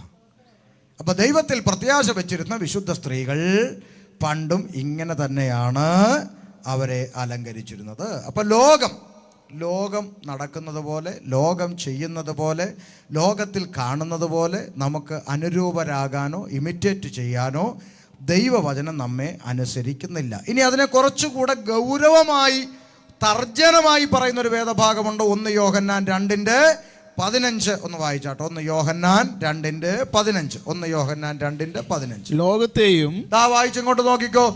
ലോകത്തെയും ലോകത്തിലുള്ളതിനെയും സ്നേഹിക്കരുത്. അരുത്. ഉപദേശമാണ്. ലോകത്തെയും ലോകത്തിലുള്ളതിനെയും സ്നേഹിക്കരുത്. അടുത്തത്, ഒരുവൻ ലോകത്തെ സ്നേഹിക്കുന്നുവെങ്കിൽ അവനിൽ പിതാവിന്റെ സ്നേഹമില്ല. ലോകത്തെ സ്നേഹിക്കുന്നവനിൽ ദൈവമില്ല. പ്രൈസ് അല്ലാഹ്. ദൈവമില്ല, ദൈവത്തിന്റെ സ്നേഹവും ഇല്ല. അപ്പൊ 2ൽ 1 ഉള്ളൂ. ഒന്നുകിൽ ലോകത്തെ സ്നേഹിക്കുക, അല്ലെങ്കിൽ ദൈവത്തെ സ്നേഹിക്കുക. ഇതിന്റെ 2ന്റെ ഇടയ്ക്ക് നിന്നൊരു അവിയൽ പരുവത്തിൽ പോകാൻ നടക്കൂല. ഞാൻ പറഞ്ഞല്ലോ, കൺവെൻഷൻ പ്രസംഗിച്ചപ്പോൾ ഞാൻ പറഞ്ഞു, 5000 പേർക്ക് തിന്നാൻ കൊടുത്തു, അപ്പം കഴിച്ചു, മീൻ കഴിച്ചു, സന്തോഷത്തോടിരുന്നു. അത് കഴിഞ്ഞപ്പോൾ പിന്നെ ഇറച്ചി ചോദിച്ചു, മന്ന വേണമെന്ന്. അപ്പോൾ കർത്താവ് ഉപദേശം പറഞ്ഞു, ആകാശത്തിലെ പറവകൾക്ക് കൂടും കുറുനരിക്ക് കുഴികൊണ്ട് മനുഷ്യപുത്രനെ കടക്കാൻ ഇടവില്ലെന്ന് പറഞ്ഞു. അപ്പോൾ പയ്യെ പയ്യെ പയ്യെ പിരിയാൻ തുടങ്ങി. എന്നിട്ട് പറഞ്ഞു, എൻ്റെ നിമിത്തം സൂക്ഷിയുടെ നിമിത്തം അപ്പനെയും അമ്മയോ വീടോ വസ്തുവോ നിലങ്ങളെയോ മക്കളെയോ സ്വന്തം പ്രാണനെ കൂടെ വിടാതിരിക്കുന്നവൻ എൻ്റെ ശിഷ്യനായിരിക്കാൻ കഴിയില്ലെന്ന് പറഞ്ഞപ്പോൾ പയ്യെ അണ്ണന്മാർ തിന്നവരും കുടിച്ചവരെല്ലാം പയ്യെ തിരിഞ്ഞ് നടന്നിട്ട് പറഞ്ഞു, ഇത് കഠിന കർത്താവിൻ്റെ ഉപദേശം കഠിന ഉപദേശമാണ്. അതനുസരിച്ച് പിൻപറ്റാൻ മനസ്സുള്ളവർ കർത്താവിനെ ഫോളോ ചെയ്താൽ മതി. കഠിന വാക്ക് ഇതനുസരിക്കാൻ ആർക്ക് കഴിയുമെന്ന് പറഞ്ഞിട്ട് തിരിഞ്ഞുപോയി. മിച്ചം എത്ര പേരുണ്ടായിരുന്നു ഈ മക്കളെ? 12 ശിഷ്യന്മാർ. കർത്താവ് തിരിഞ്ഞ് അവരോട് ചോദിച്ചെന്താ? നിങ്ങൾക്കും പോകാൻ? അയ്യോ, ആൾക്കൂട്ടമല്ല പള്ളി. ഒന്ന് തിരിച്ചറിയൂ. അയ്യോ, നിങ്ങളുടെ പള്ളി എത്ര ഉണ്ടടി? ഞങ്ങളുടെ പള്ളി 50. ഇത്രേ ഉള്ള? ഞങ്ങളുടെ പള്ളിയിലൊന്ന് വരണം, ആരാധന കഴിഞ്ഞ് തിങ്ങിത്തിരക്ക് ആയിരങ്ങൾ ഇറങ്ങി. അതിനെന്നാ? ആൾക്കൂട്ടത്തിൽ പ്രസാദിക്കുന്ന ദൈവം വേദപുസ്തകത്തിലില്ല. പെട്ടകത്തിൻ്റെ അകത്ത് 8 ഉള്ളൂ. എല്ലാം കൂടെ കയറ്റി നിറയ്ക്കടാന്ന് പറഞ്ഞില്ല. 2 3 പേർ എൻ്റെ നാമത്തിൽ കൂടി വന്നാൽ ആര് വരും? അപ്പോൾ കർത്താവിന് ഇറങ്ങി വരാൻ എത്ര ഓഡിയൻസ് വേണം? 2 3. പക്ഷെ പാസ്റ്റർമാർ വരില്ല. യെസ്, ഞങ്ങളുടെ അവിടെ നാട്ടിലെ ഒരു കൺവെൻഷന് വിളിച്ചിട്ട് പാസ്റ്റർ റോഡിൽ വന്ന് കാറിൻ്റെ ഗ്ലാസ് താഴ്ത്തി നോക്കിയപ്പോൾ അവിടെ കൺവെൻഷൻ ഗ്രൗണ്ടിൽ 50-55 പേരോളം ഉള്ളൂ. പുള്ളി ഗ്ലാസ് തിരിച്ചിട്ടിട്ട് വിട്ടുപോയിട്ട് സംഘാടകനെ വിളിച്ചിട്ട് ചോദിച്ചു, എൻ്റെ റേഞ്ച് നിങ്ങൾക്ക് അറിയത്തില്ലേ എന്ന്. ഇത്ര ആളുകളുള്ളിടത്തൊന്നും ഞാൻ മനസ്സിലായോ? 2 പേരുണ്ടെങ്കിൽ ആര് വരും? അത് കർത്താവിനേക്കാളും വലിയ പുള്ളി അവരൂല. പക്ഷെ അതിനൊക്കെ ഇവിടെ ഡിമാൻഡുള്ളൂ. ഞങ്ങളെപ്പോലെ വഴി നിന്ന് പോസ്റ്റിനോടും മരത്തോടും പ്രസംഗിക്കുന്നവർക്കൊന്നും ഡിമാൻഡില്ല. VIP-കൾക്കേ ഡിമാൻഡുള്ളൂ. അത് വചനം അറിയാത്തത് കൊണ്ടാണ്. 1000 പന്നിയും വലിച്ചുകൊണ്ട് നരകത്തിൽ പോകുന്നതിനേക്കാൾ നല്ലത് നല്ല 5 ആട്ടിൻകുട്ടിയും കൊണ്ട് കർത്താവിൻ്റെ സന്നിധിയിലെത്തണം. 5 ഉള്ളോ? കർത്താവ് ഇത്ര നേടിയിട്ടുള്ളൂ, പക്ഷേ ഇത് നിത്യതയ്ക്കായി ഒരുക്കപ്പെട്ടതാണ്. അതാ പൗലോസ് പറഞ്ഞു, ഞാൻ നിങ്ങളെ ക്രിസ്തു എന്ന ഏക പുരുഷന് നിർമ്മല കന്യകയായി നിങ്ങളെ അങ്ങോട്ട് ഏൽപ്പിപ്പാൻ വിവാഹ നിശ്ചയം ചെയ്തിരിക്കുന്നു. പുള്ളിക്ക് ഒറ്റ ഉദ്ദേശമേ ഉള്ളൂ, കറയും ചുളുക്കവും വാട്ടവും മാലിന്യം ഒന്നും ഇല്ലാത്തൊരു നിർമ്മല കന്യകയായി നിങ്ങളെ കർത്താവിൻ്റെ കയ്യിലോട്ട് കൊടുക്കണം. അതാണ് പൗലോസിൻ്റെ ഏകല. നിങ്ങളുടെ സ്വോത്ര കാഴ്ചയുടെ സഞ്ചിയൊന്നും പൗലോസിൻ്റെ വിഷയം അല്ല. പ്രൈസ് അല്ലോ. അപ്പൊ ലോകത്തെ സ്നേഹിക്കുന്നെങ്കിൽ അവനിൽ പിതാവിന്റെ സ്നേഹമില്ല. അടുത്ത വാക്ക് ജഡമോഹം, കൺമോഹം. ജഡമോഹം, കൺമോഹം, ജീവനത്തിന്റെ പ്രതാപം. ഇങ്ങനെ ലോകത്തിലുള്ളതെല്ലാം പിതാവിൽ നിന്നല്ല ലോകത്തിൽ നിന്നത്രേ ആകുന്നു. മനസ്സിലാക്കൂ. ജഡമോഹം, കൺമോഹം, ജീവനത്തിന്റെ പ്രതാപം. ഈ ജഡം പിടിച്ചു വലിക്കുന്നതും ആകർഷിക്കുന്നതും കണ്ണിന് കണ്ട് ഇഷ്ടം തോന്നുന്നതും മോഹം തോന്നുന്നതും ഇതൊന്നും ദൈവത്തിൽ നിന്ന് വരുന്നതല്ല. അതൊരു പ്രസംഗ വിഷയമാണ്. ജഡമോഹം, കൺമോഹം, ജീവനത്തിന്റെ പ്രതാപം വലിയ പ്രസംഗ വിഷയമാണ്. അതിലേക്ക് ഇപ്പൊ പോകുന്നില്ല. ആവശ്യമെങ്കിൽ പിന്നാലെ നമുക്ക് പരിശോധിക്കാം. ഇത് ലോകത്തിൽ നിന്നത്രേ ആകുന്നു. അടുത്തത്, ലോകവും അതിന്റെ മോഹവും ഒഴിഞ്ഞു പോകും. ലോകവും അതിന്റെ മോഹവും ഒഴിഞ്ഞു പോകും. ദൈവേഷ്ടം ചെയ്യുന്നവനോ എന്നേക്കും ഇരിക്കുന്നു. ഹല്ലേലൂയ.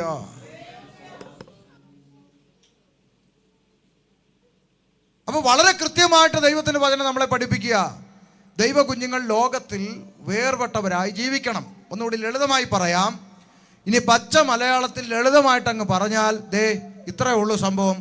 നമ്മൾ ഈ ലോകത്തിൽ, ഈ കാണുന്ന ഈ ഭൂമിയിൽ, ഈ ഭൂതലത്തിൽ, ഈ ലോകത്തിൽ രക്ഷിക്കപ്പെട്ട് സ്നാനപ്പെട്ട് ആത്മനിറവ് പ്രാപിച്ച് വേർപാടിലും വിശുദ്ധിയിലും ജീവിക്കുന്ന ദൈവ കുഞ്ഞുങ്ങൾ ഒറ്റ വാക്കി പറഞ്ഞാൽ അന്യഗ്രഹ ജീവികളെ പോലെ ജീവിക്കേണ്ടവരാ.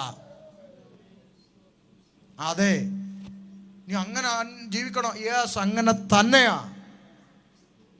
സ്തോത്രം. പഴയ നിയമത്തിൽ നമുക്കറിയാം, ഇസ്രായേൽ ജനത്തെ ഒരു ദേശത്തേക്ക് കൊണ്ടാക്കുമ്പോൾ അവരെ കൊണ്ടാക്കുന്നതിൻ്റെ ദൈവിക ഉദ്ദേശം പറയുന്നുണ്ട്. എന്താ? ദൈവത്തെ സത്യമായിട്ടും ആത്മാവിലും സത്യത്തിലും ദൈവത്തെ ആരാധിക്കുന്ന, ജീവനുള്ള ദൈവത്തെ ആരാധിക്കുന്ന, തനിച്ചു പാർക്കുന്ന ജാതികളുടെ കൂട്ടത്തിൽ എണ്ണപ്പെടാത്ത ഒരു ജനം ഉണ്ട് എന്ന് നിങ്ങളെ ചെല്ലുന്ന ദേശക്കാർ നിങ്ങളെ കണ്ട് എന്ത് ചെയ്യണം? അറിയണം. ശ്രദ്ധിക്കുന്നുണ്ടോ? നിങ്ങളെ ഒരു ദേശത്തേക്ക് ദൈവം പറഞ്ഞയക്കുമ്പോൾ ദൈവിക ഉദ്ദേശം എന്താ? എന്താ എന്താ തനിച്ചു പാർക്കുന്ന ജനം ജാതികളുടെ കൂട്ടത്തിൽ എണ്ണപ്പെടാതെ വേർപെട്ട് ജീവനുള്ള ദൈവത്തെ ആരാധിക്കുന്ന ഒരു ജനം ഈ ദേശത്തുണ്ടെന്ന് ആ ദേശക്കാരെന്ത് ചെയ്യണം? നിങ്ങളെ കണ്ടറിയണം. അതുകൊണ്ട് നിങ്ങൾ ചെല്ലുന്ന ദേശത്ത് അവിടുത്തെ മ്ലേച്ഛതകളും ആചാരങ്ങളും അനുഷ്ഠാനങ്ങളും നിങ്ങൾ പഠിക്കരുതെന്നാണ് പഴയ നിയമത്തിൽ ജനത്തെ അയക്കുമ്പോൾ ദൈവം പറയുന്നത്. പക്ഷെ ഇസ്രായേൽ ജനം എന്താ ചെയ്തത്? പോകുന്നിടത്തുള്ള ആചാരങ്ങൾ മുഴുവൻ ഇവൻ എന്ത് ചെയ്തു? അനുകരിച്ചിട്ട് അവിടുത്തെ ആചാരങ്ങളുമായിട്ട് മെർജ് ചെയ്തു.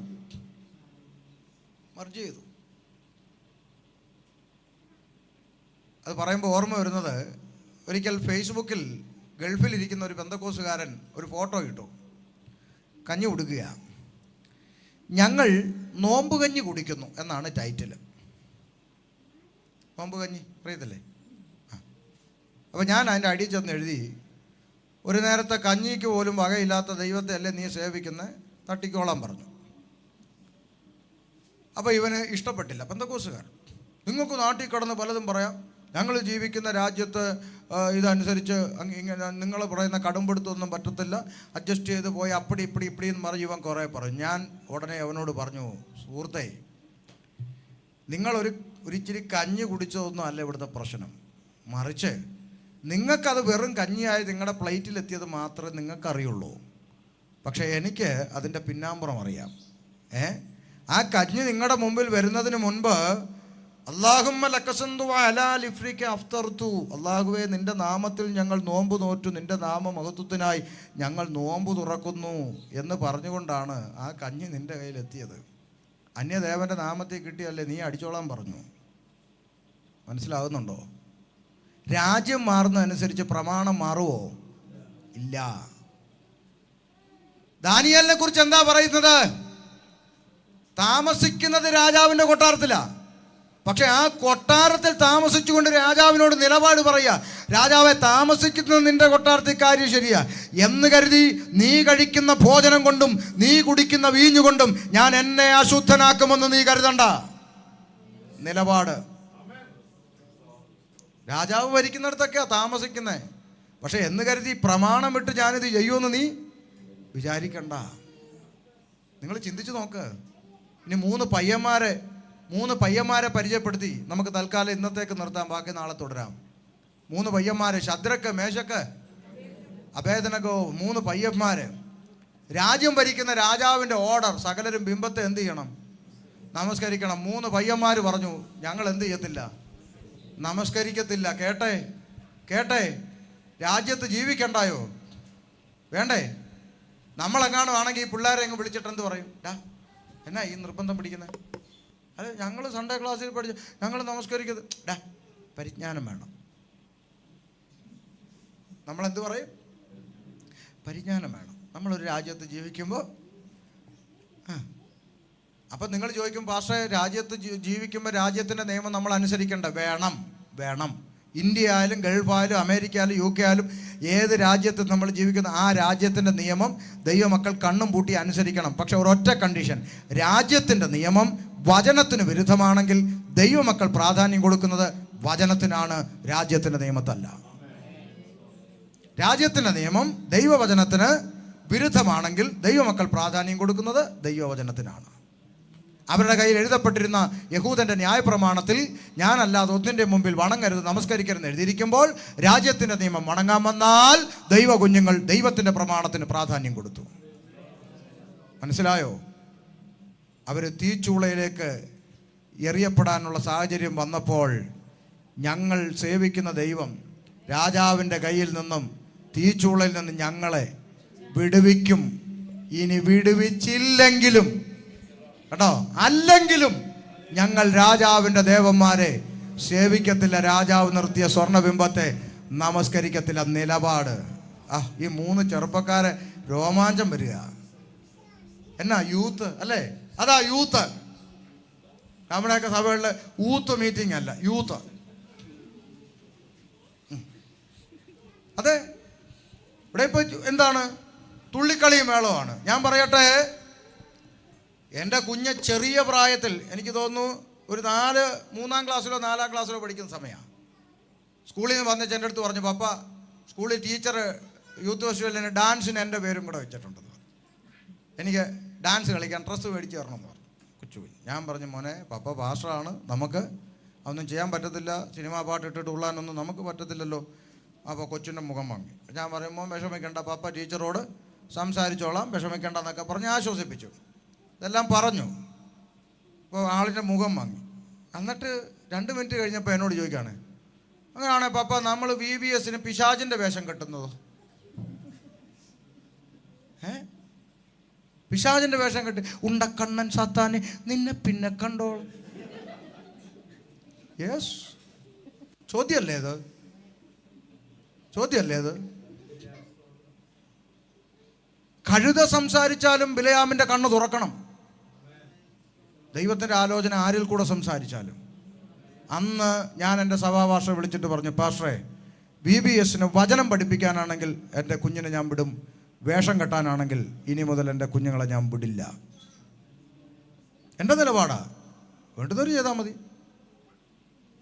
പറഞ്ഞത് നമ്മുടെ യൂത്ത് പ്രമാണത്തിന് വേണ്ടി നിൽക്കുന്ന കുഞ്ഞുങ്ങളായി വരണം, ദൈവത്തിന് വേണ്ടി നിൽക്കുന്ന കുഞ്ഞുങ്ങളായി വരണം. മാതാപിതാക്കളെ പേടിക്കുന്നതിനും അനുസരിക്കുന്നതിനും ഒരു പരിധിയുണ്ട്. ആ കാലത്തിന് മുമ്പ് കുഞ്ഞുങ്ങളിൽ ദൈവഭയം ഉണ്ടാക്കിയെടുത്താൽ ആ മാതാപിതാക്കൾ അനുഗ്രഹിക്കപ്പെട്ടവരായി. അവരുടെ കണ്ണിൽ നിന്ന് മറഞ്ഞാലും ആ കുഞ്ഞുങ്ങൾ ദൈവത്തെ ഭയപ്പെട്ട് ജീവിച്ചോളൂ എന്നൊരു ധൈര്യം അവർക്കുണ്ടാകും. അല്ലെങ്കിൽ എന്ത് സംഭവിക്കും? അല്ലെങ്കിൽ ഒരു പെങ്കൊച്ച് മാസയോഗത്തിന് വന്ന് ബാംഗ്ലൂരിൽ നേഴ്സിംഗ് പഠിക്കാൻ പോയതാണ്. മാസയോഗത്തിന് ലീവിന് വന്നപ്പം മാസയോഗത്തിൽ വന്നപ്പം സാക്ഷ്യം പറയാം. പിന്നെ ഇന്ന് പുതുതായിട്ട് വന്ന ദൂരെ നിന്ന് വന്ന് സാക്ഷ്യം പറയുന്നു. അപ്പോൾ പെങ്കൊച്ച് മൈക്കെടുത്ത് സാക്ഷ്യം പറയാം, അതേ മക്കളെ, നിങ്ങളെല്ലാവരും പ്രാർത്ഥിച്ചിട്ടാണല്ലോ ഞാൻ ബാംഗ്ലൂരിൽ നേഴ്സിങ്ങിന് പോയത്. ഒത്തിരി പ്രതിസന്ധികളുണ്ട്, പ്രതികൂലങ്ങളുണ്ട്. എൻ്റെ ഹോസ്റ്റലിൻ്റെ അകത്ത് പെന്തക്കോസുകാരായിട്ട് ആരും ഇല്ല, ഞാൻ തന്നെ ഉള്ളൂ പെന്തക്കോസുകാരിയായിട്ട് അവിടെ ഉള്ളത്. അതുകൊണ്ട് ദൈവമക്കളെല്ലാം പ്രാർത്ഥിക്കണം എന്ന് പറഞ്ഞു. അത്രയും പറഞ്ഞ് നിർത്തിയെങ്കിൽ കുഴപ്പമില്ലായിരുന്നു. അതിൻ്റെ കൂട്ടത്തിൽ ചേർത്ത് പറഞ്ഞു, പിന്നെ ദൈവത്തിൻ്റെ കൃപയാലും നിങ്ങളുടെ പ്രാർത്ഥനയാലും ഞാനൊരു പെന്തക്കോസുകാരിയാണെന്ന് ഇതുവരെ ആർക്കും മനസ്സിലായിട്ടില്ലെന്ന്. എന്താ മനസ്സിലായി നിങ്ങൾക്ക്? ആ, മനസ്സിലായി, അത് മതി. അപ്പോൾ നമുക്ക് തൽക്കാലം അവിടെ നിർത്താം. അപ്പോൾ അതുകൊണ്ട് നമ്മുടെ നിലപാട് ലോകപ്രകാരം, ലോകം ചെയ്യുന്നത്, ലോകം പറയുന്നത്, ലോകം പോകുന്നത്, അവരങ്ങനെ ചെയ്യുന്നത്, നമുക്ക് ചെയ്താലെന്ത്? നമുക്ക് ചെയ്യാൻ പ്രമാണമില്ല കുഞ്ഞെ. നമ്മുടെ ദൈവം അതിന് അനുവദിച്ചിട്ടില്ല. നാം ഈ ലോകത്തിൽ അന്യരും പരദേശികളുമായി ജീവിക്കുന്നു. ലോകത്തിൽ നിന്ന് നാം വേർപാട് പാലിച്ച് മതിയാകും. കൊലോസ്യ ലേഖനം 3-1 നാളത്തെ ചിന്തയ്ക്കായി വായിച്ചു വെച്ചിട്ട് നമുക്ക് പ്രാർത്ഥിച്ച് അവസാനിപ്പിക്കാം. കൊലോസ്യ ലേഖനം 3-1. ആകയാൽ നിങ്ങൾ ക്രിസ്തുവിനോട് കൂടെ ഉയർത്തെഴുന്നേറ്റിരിക്കുന്നു എങ്കിൽ ക്രിസ്തു ദൈവത്തിന്റെ വലത്തുഭാഗത്ത് ഇരിക്കുന്നിടമായ ഉയരത്തിലുള്ളത് അന്വേഷിപ്പീൻ.